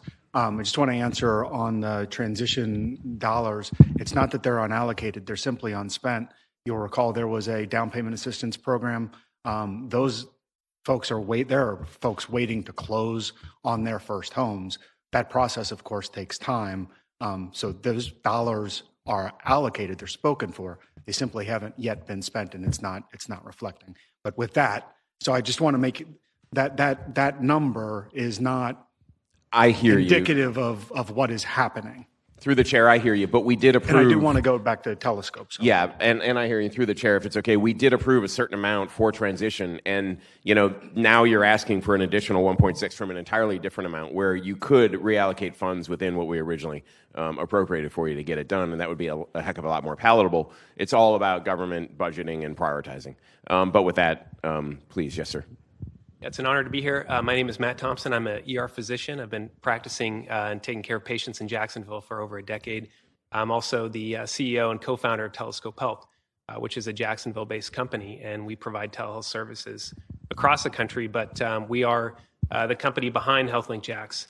And I think it's important to highlight that the uninsured population, the average cost of care for a visit in the ER, if you're self-pay, is $4,800. If you use EMS or call 911, that's an additional cost that is subsidized by the taxpayers. So I want to reshift the focus on this program as a cost-saving measure. In reality, this is the true DOGE program in the healthcare setting. And when you look at comments made previously about your own self-funded plan, most of the work we do is in reducing the total cost of care. And you all probably have friends or family who are uninsured. And what happens with this program right now, if they are to go into one of the 5 health systems, if they go to Riverside, St. Vincent's, if they go to Memorial or Baptist, and they're seen or hospitalized, their data is sent in real time to this program where we outreach that person and ensure they don't return to the ER. When we first started this program, we saw somebody who had been to the ER 27 times already by July in the year. Many of those were through EMS. Who pays for that? Taxpayers pay for that. That person's not paying for those bills. And so this program, in essence, costs a little bit of money, but on the back end shifts the cost of care to the more appropriate care when it's needed. And I'll give you an example. Right now, it is a vital service. And if this were to be discontinued, what would happen is the real-time data feeds that we're receiving from Ascension, from HCA, from Baptist would stop. We talk about homeless care, and right now the JFRD PATH program, which goes to outreach homeless populations, is referring those patients to HealthLink Jax. We are seeing those patients. We are tightly involved with Salvation Army, Trinity Rescue Mission, and we cover after-hours coverage for all the safety net clinics. The design of this is not to drive up additional unneeded care, but it's to divert patients away from using services that are subsidized by the taxpayers and by the city. Sir, and then the fundamental question, if you didn't get this funding by contract next Tuesday night when it goes to council on a formal basis, would you have to cease providing the service? Yes, we would. It pains me to say we would try to find some other way to continue this, but in essence, just like Councilmember Pittman said, this is a service that is provided to 100,000 people in the city. that it requires a lot of IT services, data feeds, staff that provides navigation, a 24/7 hotline, and 24/7 emergency physicians and nurses at the disposal to reduce unnecessary burden. And so our goal is to avoid any disruption and, in fact, grow it, because it is a testament to this council and the city, and it's very innovative and it's gotten the attention nationally. In fact, we hosted Detroit's deputy commissioner and medical director down here to learn more about the program, and we've been invited by the National Public Health Association in Washington, D.C. In November to speak on this program. That's a testament to the city. All right. Thank you. Thank you, sir. Mr. Salem. Yeah, sorry. How many more speakers? Who else do we have? I think. All right. If you don't mind, please just keep it to a minimum. Just state your name and your address and your organization. Okay, I'm Terry Barton. I'm the CEO of Aging True. That's Urban Jacksonville. We have the meals program that has been. It will definitely. I cut to the chase here. It's definitely going to impact at least 900 individuals immediately if we have to stop service. We have we continued services. Hopefully that we would be able to stopgap. We did know that June 30th was the last day of the contract. However, again, and I want to address something, because I do believe we weren't told that the funds were available we applied for them. As soon as they were available, we started serving. We've actually served 273,000 meals in the time frame that we've been given to work. If there was another time frame, I would have been very happy to have addressed that time frame. That wasn't the time frame we were given. And so, again, we've served these individuals. All of the individuals we serve are high risk. They are frail, and they are homebound. And that's what makes them different. If they could go to the senior centers, we actually go through and assess and reassess as we're serving these individuals.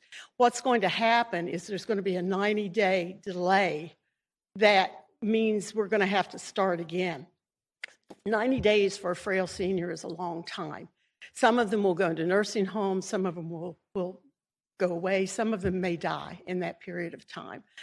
So it really is an essential service. We always call Meals on Wheels the cheapest medical service that seniors obtain, because being one of the most important things to keep a senior at home is they have to have a diet that is a healthy diet.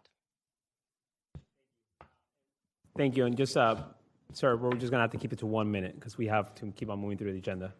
Go ahead. Excuse me. Are you done? Are you going to speak, Yeah. sir? Yeah. Are you with her? I am. Yes. Okay. Well, Sam thank you so Hall much. with Urban Jacksonville, and would add, and through the chair and to some of the committee members, it was mentioned about resources and dollars and allocation and budgeting. One of the things that maybe not mentioned is that there were some investment and upfront costs that we actually incurred prior to being able to invoice for this. So our agency, along with our delivery vendor, has dollars and resources into personnel, into supplies, and into inventory. And if this program is paused for the next 3 months, then that inventory will lie fallow, may be perishable, as well as the program being stopped. And so the program began in July of 24. However, we weren't able to invoice into September.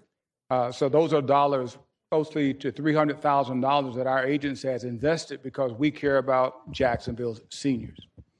Thank you. Thank you all. All right, Mr. Howland, and then Mr. Salem, and then Carlucci. All right, I'll finish up. I just want to say I think these are decent services, obviously, meeting a need. I think this is a bad bill, and I'm going to support the chair in his decision, should he make it, to defer it. And I'm going to urge the administration to find the money for these organizations from your current transition fund.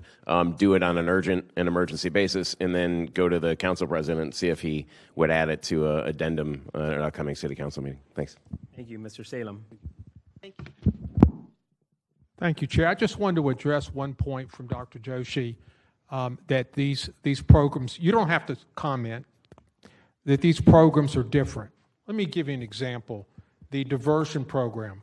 We were providing $1,500 to families that were on the verge of homelessness to keep them from becoming homeless. Very successful program. I get a call from Cindy Funkhauser, we're out of money. Okay? Cindy, I'm sorry. It breaks my heart. But it was a pilot program. That program is no different than any of these other programs. They didn't get any more money, and I hope they get it from the homeless commission group starting October 1. That's where I pushed them towards. So those programs are the same thing. They're no different than these.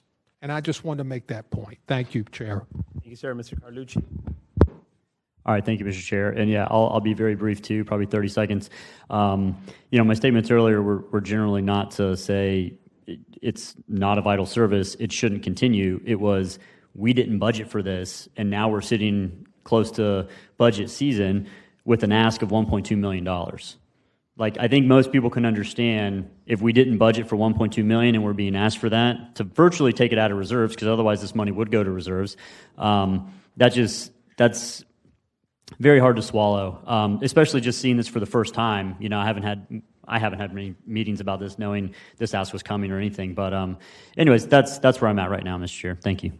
Thank you, guys. All right, I'll make this kind of brief. I have 2 pages, but it's my turn. So, all right, we've addressed many pilot programs in the past under your leadership when you were chair, and every time we have a pilot program, it's just that, a pilot program. We see how it works. If it works, great. If it doesn't, it doesn't. We try on next year another pilot program. This pilot program clearly works, right? The problem is that we funded it. This is what we have. We opened up the doors to these organizations. Here you are. Here's money. Do what you can. Do some good in the community, right? Well, now we are being portrayed as the villains here, right? That we're not continuing to fund them. We had a pilot program. We gave you guys money to do the good work. You did the great work. Come back at the next budget. Simple as that. I made it very clear at the start of the meeting today.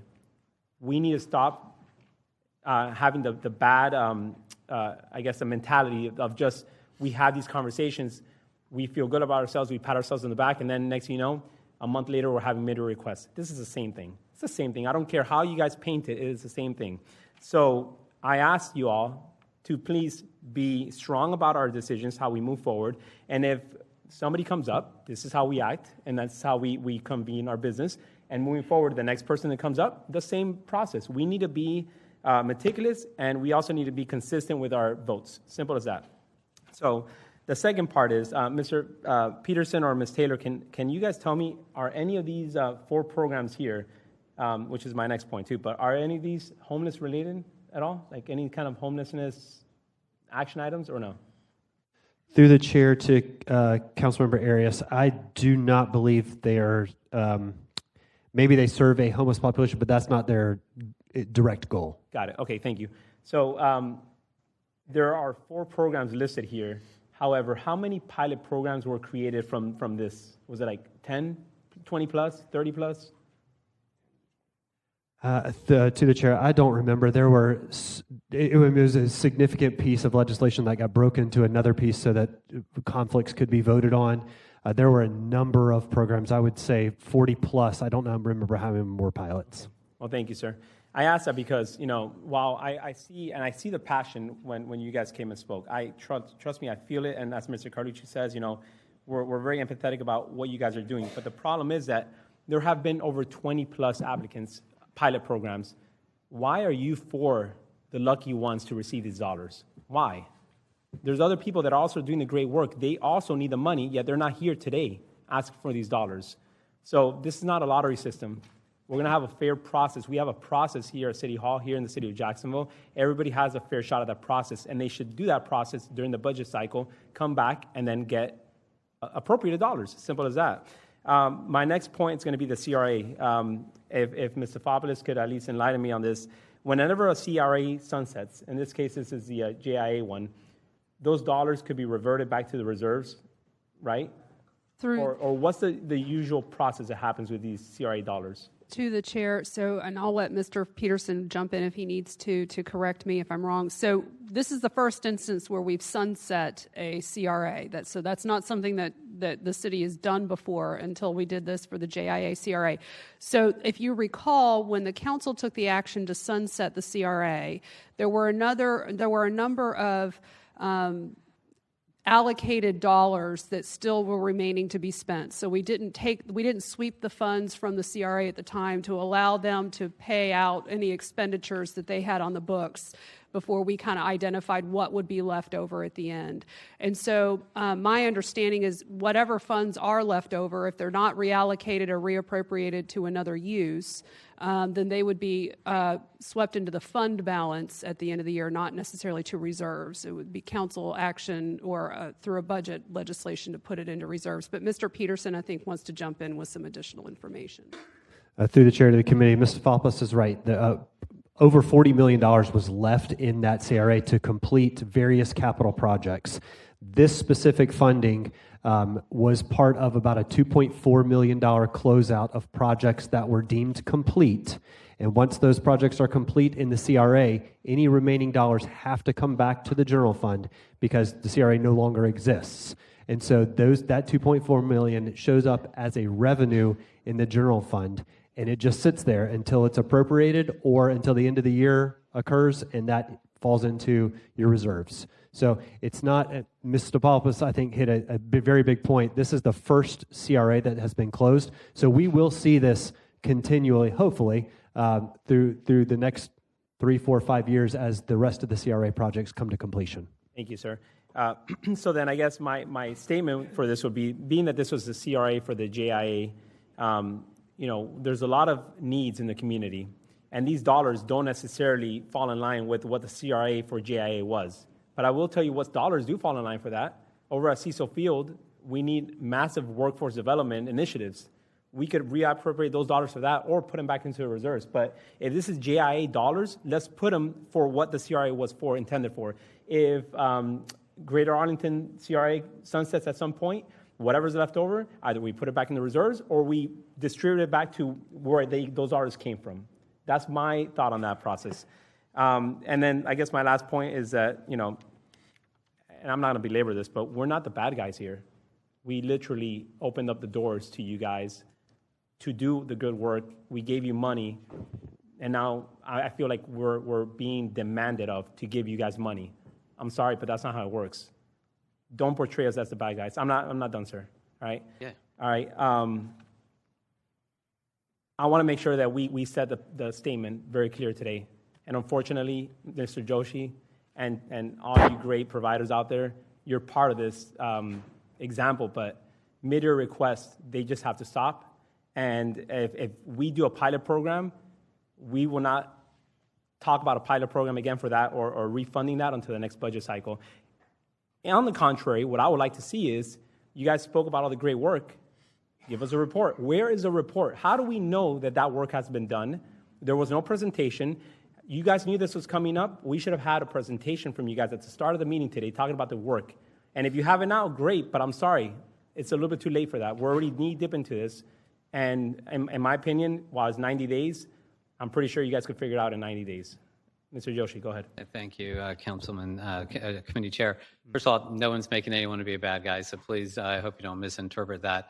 Number one, I do believe that Joe Enderhees did give an update at some point about how all of the transition projects were going. It was maybe a few months ago as well. And the main reason I came up here is I just wanted to clarify a point. Councilman Carlucci just said that nobody reached out. That is the furthest from the truth. I heard the same thing from Councilman Miller yesterday.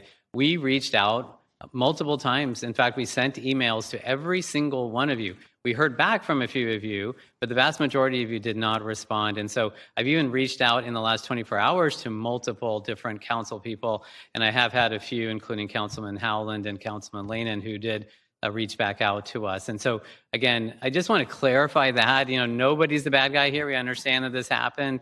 And we're going to continue to work to go through the budget process appropriately. But we did reach out, and we continually reach out. And if there are other ways that we should reach out, please let us know, because we do want to keep communications going. Thank you. Thank you. I will say that I did get an email from you yesterday, 24 hours prior to this. I'm sorry, but that's not reaching out. No, we sent an email about 3 weeks ago. As soon as we had a bill number. The problem is you guys didn't know what committees you were going to be on at that time. I guess that may have been part of the issue. But we did send an email about 3 weeks ago to every single city council person. Okay. Thank you. If this was of the utmost importance, I know that Ms. Brittany and your team would have reached out to us specifically saying, hey, I have this going on right now. We need to address this. This is coming up. Those efforts were not made. And here we are in the ninth inning expecting some results, and the results are we lost the game. You guys lost the game. All right, so I will ask to defer this. And Mr. President, I know that you said you probably would have withdrawn it from the committee, but or from the council, but my request would be to defer it, and not for one cycle, but honestly, not even till after the budget. Defer it till the next cycle, the next fiscal year. Simple as that. So I don't know what date that is, Mr. Fopoulos, but I don't want to take this up until we actually have the next fiscal year. Yeah, to the chair, if that is the direction you're giving, so the council auditors will mark the committee agendas in accordance with the direction or the request of various individuals. So the committee meeting right after the beginning of the fiscal year would be on October 7th. But then again, this is also on the neighborhoods agenda, so we would also be looking for how the neighborhoods committee would want to address it, or in the interim, the president could choose to exercise his discretion to discharge the bill, or the introducer could seek a withdrawal. So there's various things that could occur, but the first meeting of this committee after the beginning of the next fiscal year is October 7th. Sure, thank you. All right, Mr. Carlucci, go ahead. Okay, really quick question. If it is deferred until such time, would that mean that these dollars are going to just automatically flow into the reserves because we haven't done it? I'm seeing a head shake yes, so therefore, okay, thank you. And I will tell you one more thing. I mean, it's already been stated that this is already embedded into the next budget as it is. So because of that, these dollars should go to the reserves, and they should not be tapped in October to take them out of reserves if they're already, quote unquote, in the budget for 25-26. So simple as that. Mr. Lehnen. Thank you, Chair. And to the committee, just to clarify what I think Councilmember Howland said, which is kind of where I'm at, if there was a reprioritization of the existing transition committee dollars, it sounds like you would support it. I think I would as well if they came back to us with that, saying, here's the transition committee, the money left over from the two bills we approved. We approved $26 million. We're not increasing that number, but if there's a reprioritization that these are the four most important programs, I would support that with that as the funding source rather than the JIACRA, which would rightfully fall to the reserves. And I believe that's what Councilmember Howland said as well. Absolutely it. All right, thank you.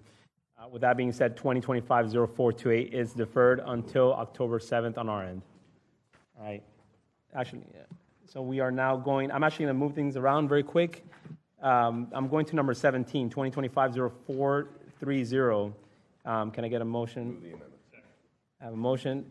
A second for the amendment. Auditors, please explain. To the chair of the committee, the amendment corrects some language, also includes carryover of funding through 25-26, includes the Oversight Department of the Grants and Contract Compliance Division, and then attaches a revised Exhibit 2, which is the budget amendment, to correct various Scribner's errors that were included. Thank you. Do I have anybody from the Baselli Foundation or anybody want to speak on this?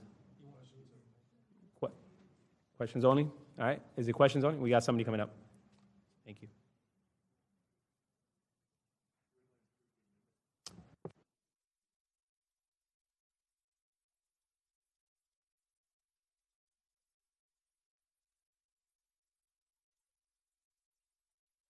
Just clarify, Mr. Chairman, we have Jen Virchow from the Baselli Foundation for questions only.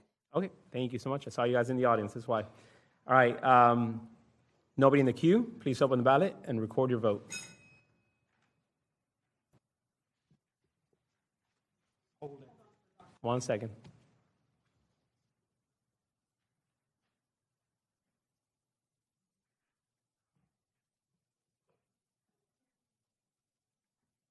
Good. 6 yeas, 0 nays. Okay, by your motion, 2025-0430 passes.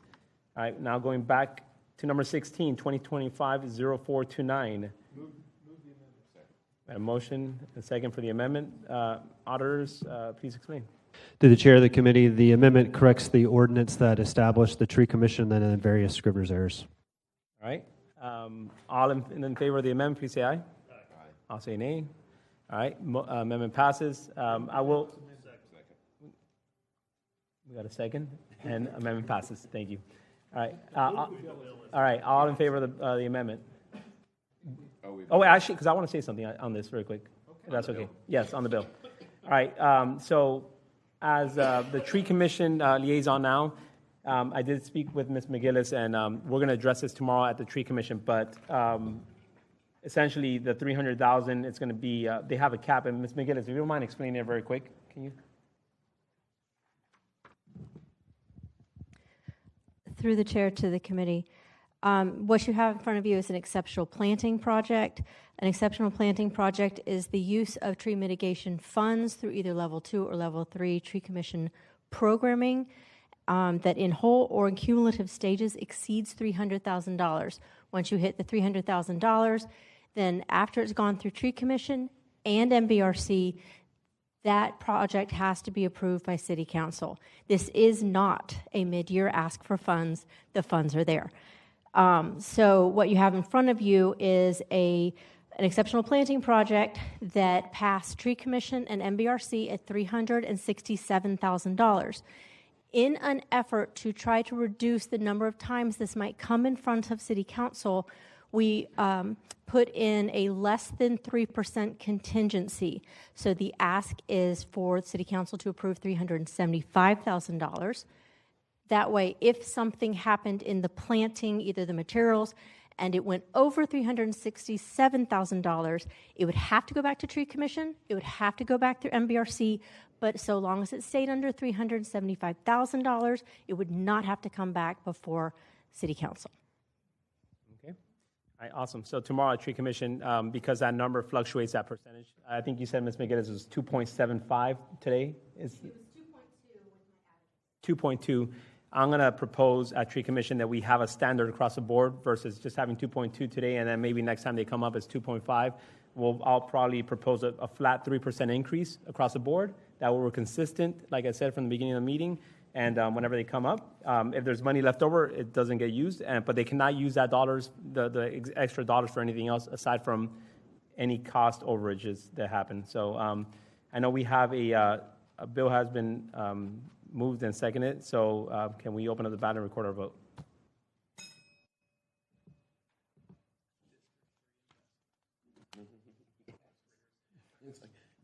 Six yeas, 0 nays. By your motion, 2025-0429 passes. Going on to number 18. We have an amend. Can I get a motion? I have a motion to move and a second. Auditors, please explain. Through the chair of the committee, the amendment just attaches a revised BT to include all the lines of the appropriation so that the projects can be completed. Okay. Mr. Salem, you're on the queue. For the amendment or the bill? All right. So 1 second. Can we, all in favor of the amendment, please say aye. Aye. All opposed, say nay. Amendment passes. Bill has been moved and seconded. Mr. Salem. Yes, thank you, Chair. Councilmember White could not be here. He had a commitment, but he asked me to answer any questions that may come up. I didn't want y'all to think that he didn't want to be here because it's his bill. Okay. Just for clarification to the body, I know that because these are solid waste dollars that come from the Trail Ridge, right? Those dollars, the reason why they're going to Councilmember White's district is because his district is the one that has the Trail Ridge. So anything within 15 miles of the waste has to be used. Am I correct on that? That's correct. All right, good. All right, so can we open up the ballot and record our vote, please?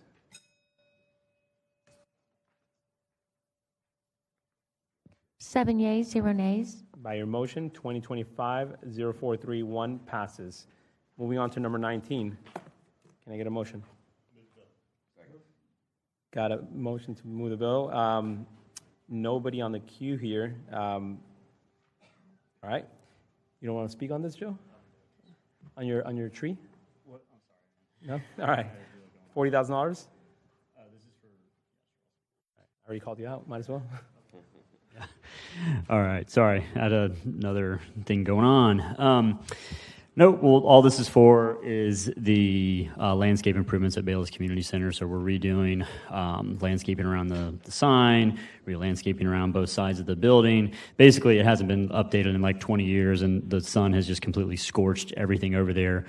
We found out in a little bit of a discovery that the irrigation doesn't work. There's irrigation heads there, but it's just not tied into anything. So we incorporated redoing the irrigation so this doesn't happen again. But otherwise, yep, this is $40,000 coming out of the council contingency for making the only library we have in District 5 beautified. Thank you. Love it. All right, please add me as a co-sponsor. And with that being said, nobody else on the queue. Open up the ballot and record your vote. 7 yeas, 0 nays. By your motion, 2025-0433 passes. Going on to number 20, 2025-0434. We do have a floor amendment. Yep, and it's Mr. Lenin's. Yep. Can we get a motion and second? You want to move it and I'll second? Sure, I'll go ahead and move my floor amendment, and I'll speak to the bill, but the floor amendment is simply within the ordinance section 110.514, section 3. It states 10 million, and that should be 20 million to be consistent to the change that we made within the actual policy as well. So again, Ms. Stefopoulos, it's to change under section 110.514, which is the annual debt affordability analysis. Section 3 lists 10 million. It should be changed to 20 million. All right. Floor amendment has been seconded, so nobody else in the queue. Can we open up the ballot and record our... Actually, can we take... all in favor of the amendment, say aye. Aye. All opposed, say nay. Amendment passes. Move the bill amended. Bill has been moved and as amended. Can we open up the ballot and record our vote? Will, you're back on the queue. What's up? Sure, I was just going to explain the bill, if you don't mind. It's no secret I get heavily involved in all things budget, but especially on the Treasury side. So the Treasury Department, led by Mr. Cicero, he had been working on updating their debt management policy. I would encourage you, if you haven't already, it's a lot easier to read the red line version. What this is not changing, it's not changing our targets. It's not changing the required reports to council. It's not giving up any authority council has over the debt management process. It does add one additional measure. That was Mr. Cicero's recommendation to be more consistent with some of his experience he brought to the job as well. And there's a lot of edits. That's really more verbiage than any other things. Our auditors did see this and have no objections to the changes. So with that, both myself and Mr. Cicero are here if there are any questions on it. All right, I do see Mr. Holland in the queue. Thank you, Mr. Chair. I just want to thank Mr. Lannon for bringing his particular expertise in debt management and capital to bear for the city of Jacksonville. Thank you, sir.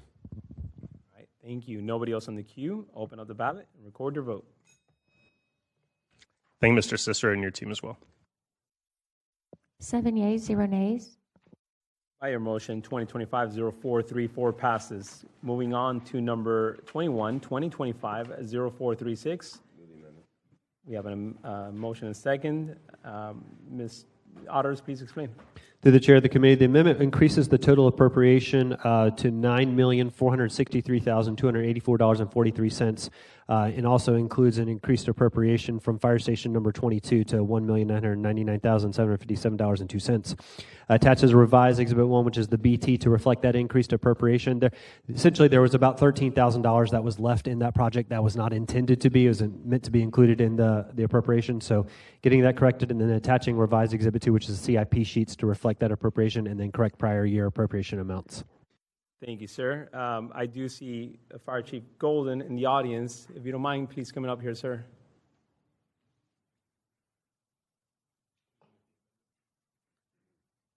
Do you have a question on the amendment or the bill? Yeah. On the bill, yeah. Yeah, we'll take a vote now on the amendment then. All in favor of the amendment, say aye. Aye. All opposed, say nay. Amendment passes. Bill has moved the amendment. All right. Mr. Golden? Yes, sir. Just wanted to say hello. Congratulations. Thank you. You're welcome. I do have Mr. Salem on the queue. Just a comment, approximately $5 million of the 9450 is out of our DOGE contingency. Historically, the fire department has left money in the CIP when projects are completed and they use those dollars in the future. I have verified that going back to the Curry and even before administrations. Chief Powers, before he left, made sure I was aware of that. So I'm very comfortable using the Doge dollars as to complete this project. Thank you. Thank you, sir. And that is actually accurate. During the Doge process, I found about 71,000 in my E-Town fire station, and I asked, can I use those? And the answer was yes, but it shouldn't be used for whatever I want in the district. It actually should go back to JFRD so you guys could build new stations. So how many new stations do you have projected for the next couple of years, Mr. Golden? Next couple of years, I have to look at the actual CIP through the chair. But we have multiple stations. I know in this budget, this coming up budget now, we have Station 66. So that's one that we have in this current budget coming up. Okay, thank you. Yep. And these dollars right now, are these going to go towards 66 or are they going to go to other stations? This dollar is for station, potentially Station 78. It's in the Mandarin area. Right now, that station was doing almost about 500 runs a day. We've actually staffed a temporary unit over there to assist with some of the run volume. They're down to about 300 a day. So this station being built in that area is much needed. So it will reduce the run volume for a lot of the men and women out there running calls. Thank you. Thank you for that. And just one more time, to reiterate the fact that if we find dollars that are from fire stations, these dollars should go back to JFRD moving forward, just for anybody out here. Okay. Thank you, sir. Thank All you. right. Nobody else in the queue. And we already have the bill passed. So, yep. What? Yeah. So can you please open up the ballot and record your vote?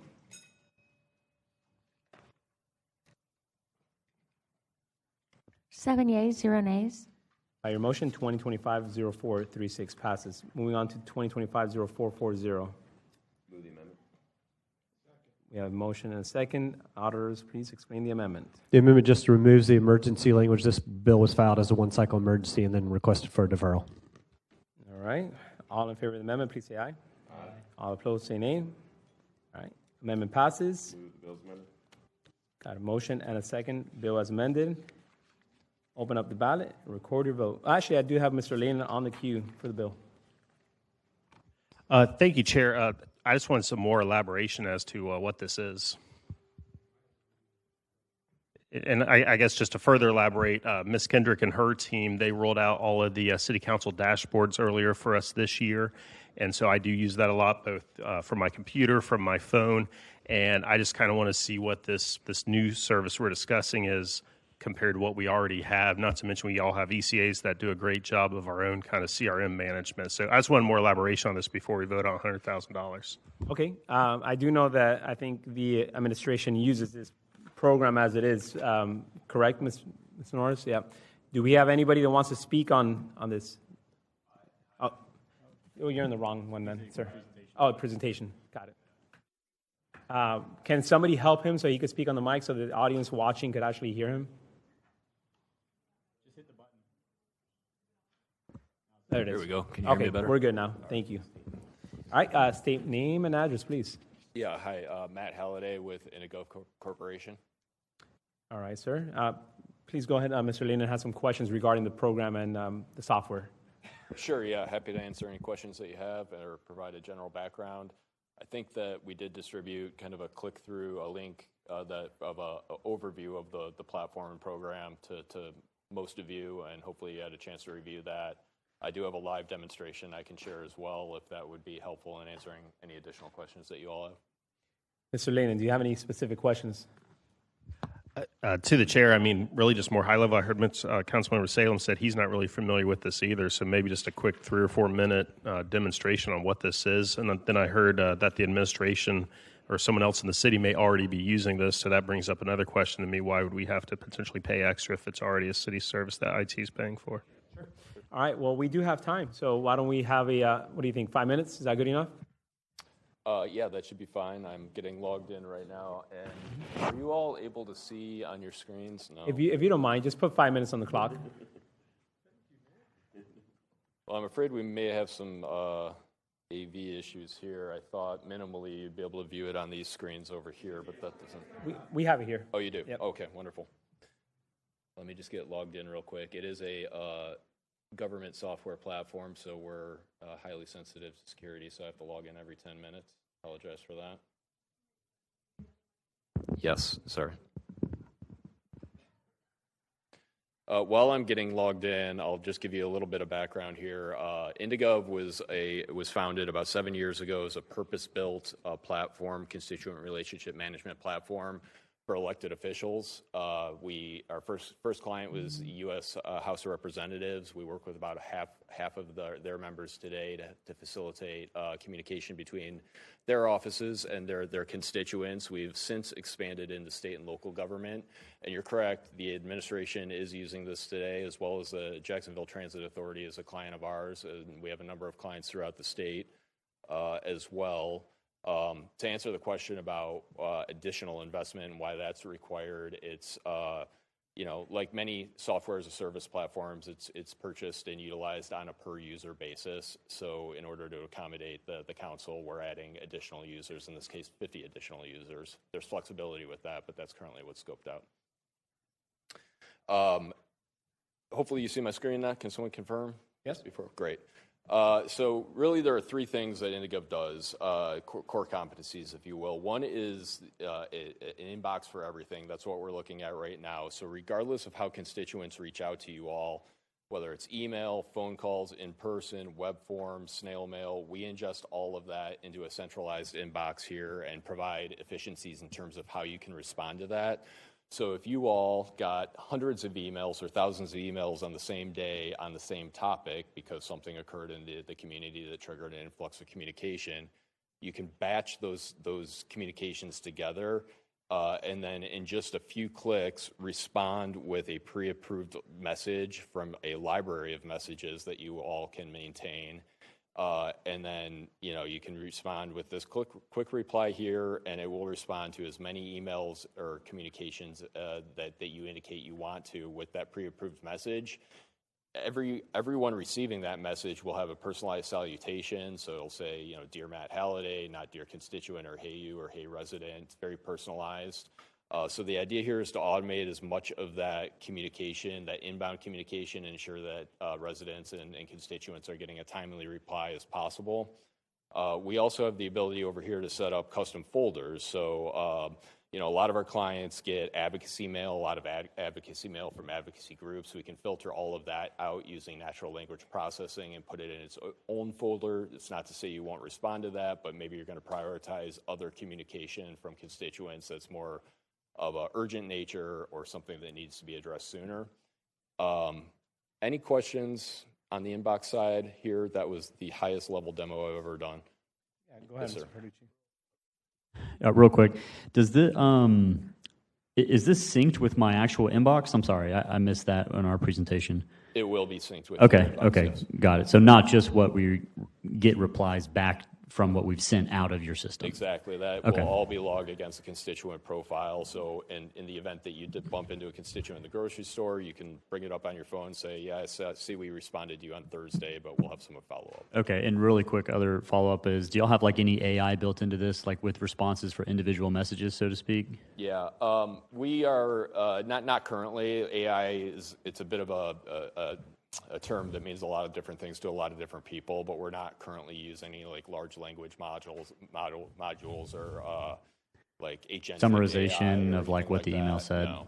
What we do use is natural language processing, and that's what helps us identify emails that are potentially coming from an advocacy group or essentially the same email being sent to Okay. you over and over again. Understood. Thank you, Mr. Chair.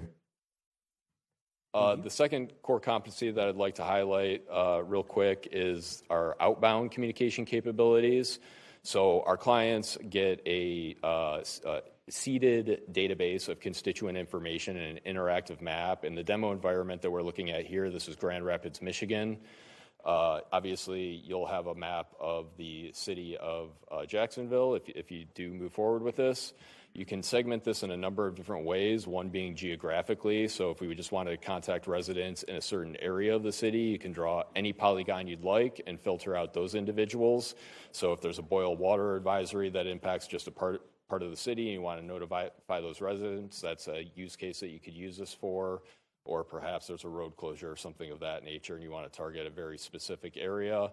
You can also use up to 500 different demographic and psychographic data points to filter out the community. So if we wanted to target households that are likely to have children, we can just simply say, select yes, we want households that have children in them, and then let's say we want households that fall within a certain economic income bracket, we can filter on that as well. So Thank you, sir. All right, I do have 3 speakers on the queue, and then we'll wrap it up. Mr. Lehnen, go ahead. Thank you, Chair. I mean, to be honest, just between the way me and my ECA, and I'm blessed with a great ECA, I just don't see us ever using this. I'll defer to some of my other district council members on whether they think this is useful. But again, where I find myself going most often is on existing tools. It's the city council dashboard. I can figure out anything from overdoses to fire calls, new permits, all that other stuff. It's already here for us. And then Jack's GIS is another resource I use a lot. But again, like I said, I'm just one of 14 district council members. I did notice this only came to finance. I do feel like this would have been best served also going to neighborhoods, just so there are more district council members specifically able to see it. So where my mind's at is maybe we deferred and added 2 additional committee just so it's not just us. And we got a couple at-larges up here, which I doubt would ever use this. So just so there's a broader discussion about it before we potentially just say no to it, just so there's more time for other district council members to look at it. But again, for myself, I really don't see myself and my ECA managing how we or changing how we manage handling our constituents and switching to anything new at this point. Thank you, sir. Ms. Pittman.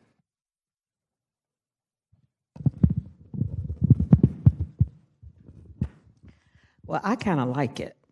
And I tell you why. Because you all know I have 4 districts into one. And it's very hard to manage all of them because all of the districts are different. Especially when you can focus on certain areas.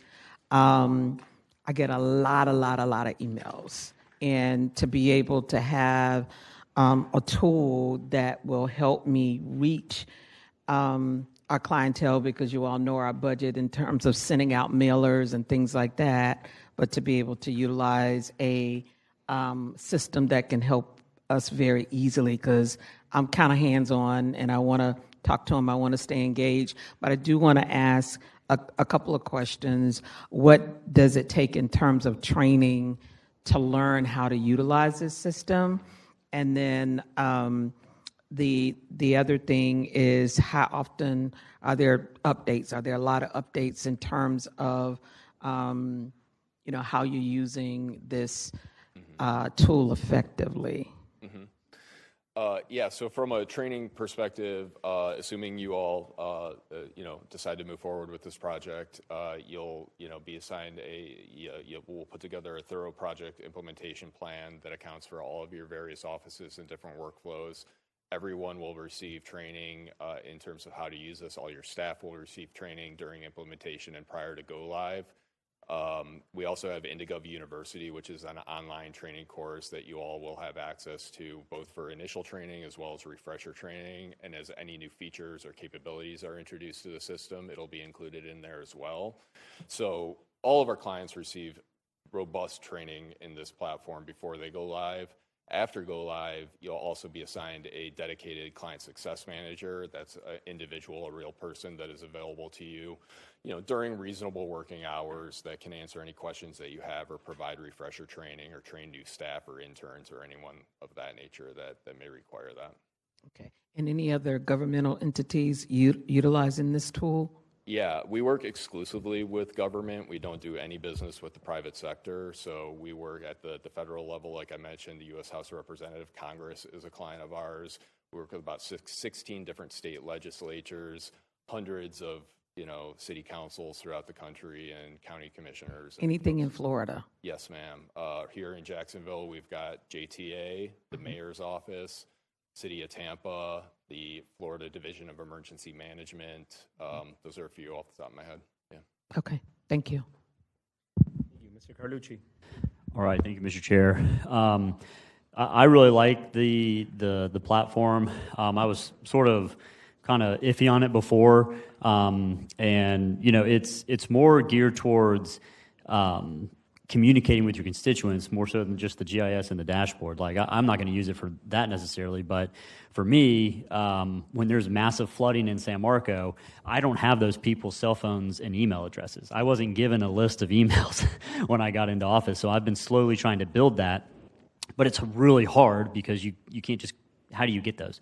But this already has them built in, so I can literally just carve out this area that I know floods, send out a text with an update, similar to like town hall meetings, right? If I'm doing a town hall meeting, I can send out my normal constant contact thing, or just use this, circle the area, blast it out, and just get more people engaged. So I love it. I thought it was, like I said, kind of iffy at first, but after doing the demo, just 5 minutes, 10 minutes in my office, it was very user-friendly, and replying to emails, kind of the same thing that we sometimes have to do because we get a lot of the same emails directed at us.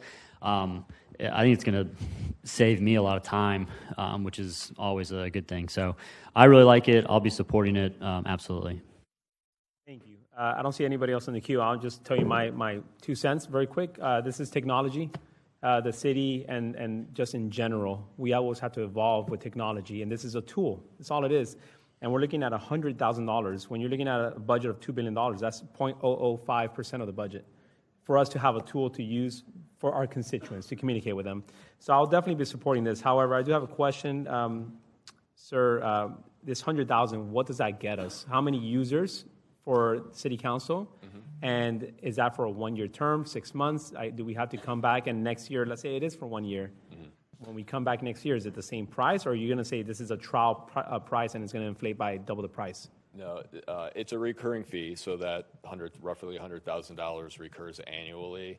Typically, in year one, there's an implementation fee. In your case, that would have been about $15,000, but we've waived that. So it'll be that same fee recurring annually, subject to your renewal and you recognizing value from the platform and wanting to continue to use it. So if you decide to renew in year 2 and year 3, it'll be the same fee that you're paying in year 1. Okay. Yeah, how many users? Oh, I'm sorry. Yeah. Up to 50 users is what's currently 50. scoped. Yes, 50. Okay. So off the bat, I'm looking at 38 users gone. City councils and ECAs. Yes. Right there. Yeah. All right. And then I believe we allocated 12 additional users for central staff. Okay. Next question would be the database. Obviously, you're tapping into our emails. It's not your database, right? But can we, as council members, export that database for our district? For example, if there's 100 people that I want to send a message out to, is there a feature where I could just export into an Excel document? Yes, you could do that. That's entirely up to you. It's configurable. Some of our clients don't want members to have the ability to do that because there's concern that they may use it for non-official purposes. But if that's, if there's agreement amongst this you folks that that's what you want to do, that's entirely possible. I asked because, once again, I'll start with, it's our database, it's not your database. It's your database. So I want to make sure that we have the ability to export it if we need to. Yes, it's your data. You will have the ability to export the data and do whatever you choose with the data. All right, and then the last point would be the training. I know that Ms. Pittman talked about onboarding.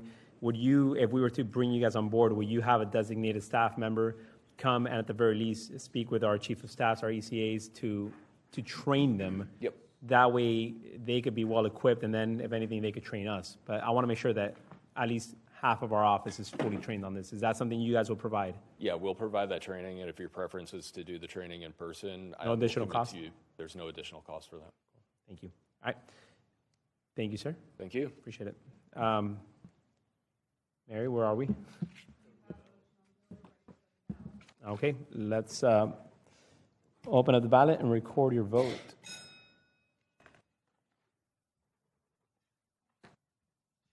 Six yeas, 1 nay. All right, by your motion, 2025-0440 passes.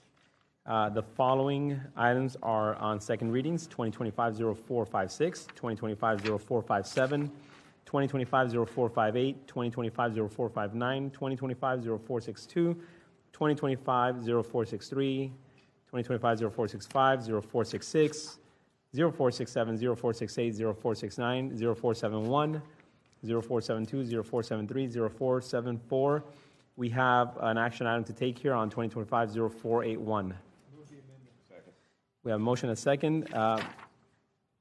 Phil, please explain it. Through the chair of the committee, the amendment will attach a revised economic development agreement to include specific default language that failure by the company to create 10 new jobs by the job creation deadline of 12/31/29 would result in termination of the REV grant, and also require them to repay any REV grant they've previously received. That's a requirement of our public investment policy, and then there are various scriveners. All right. All in favor of the amendment, please say aye. All opposed say nay. Amendment passes. Move the bill as amended. Bill has been moved as amended. Please open the ballot and record. Actually, I have Mr. Lanin on the queue. Yes, Carlucci then, yeah. Thank you, Chair. I just want to say, as the OED liaison, another great job to Mr. Randolph and his team. Another fairly high ROI project, 3.68, with 100 new and 480 retained jobs. And the best part about it, it is REV grant only with no cash incentive included in this. So great job, Mr. Randolph. Mr. Holland. Thank you, Mr. Chair. I got a question for Mr. Randolph, actually. You could probably address it while you're walking with a wave of the hand. But I noticed that the job wage is below the state wage. It's $46,800. Was this incentive allowed to proceed because of what we did to amend the city's public incentive investment plan back in 2022, where if they made a certain capital investment but still did not fall above the average salary, we could award a REV grant? Through the chair to Councilman Howland, you are correct in that was hindering our ability to incentivize deals like this and that the lower wage, but you are correct. The change we made in 2022 enabled this kind of incentive. All right. Through the chair, you are correct. Fantastic one, 3.68 ROI. Appreciate it. Thank you, sir. All right, nobody else on the queue. Please open the ballot, record your vote. 7 yeas, 0 nays. By your motion, 2025-0481 passes, and the last item, 2025-0482, is on second reading. Thank you all for joining us on this first meeting of Finance. Meeting adjourned. Oh, Ms. Pittman, go ahead. Yes. Sorry. I'd just like to share this with you all. Last week, I had an opportunity to go over to the new lab. If you have not had an opportunity to go over there before it opens, you will be thoroughly impressed. A lot of the things, the negative things that we're hearing in city council meetings, I didn't see any of that. It's a smart facility, smart building, whatever that term is, but just amazing. I could have never imagined. It's first class, high tech, all of that. So if y'all have not had an opportunity to go, I will. Listen, if you've seen the one that they're at now, and you compare it to what they have now, it's state of the arts. There's nothing like it in the state of Florida. Awesome. You just call Mr. Tim Crutchfield that's over there, and it's something you really want to see. You really do. Okay, thank you. Thank you so much for that report. Mr. Carlucci, go ahead. Yeah, last thing on the related project, I did hear back from Steve Diebenow that everything is on track with that project. They said they'd be willing to do a update next meeting, but it's up to you. Do you? Yeah, let's let them know that yes. Okay. We'll like an update. All right. For sure. Thank you. No, that's the related project. This is, yeah. All right, once again, meeting is adjourned. Thank you all. All right.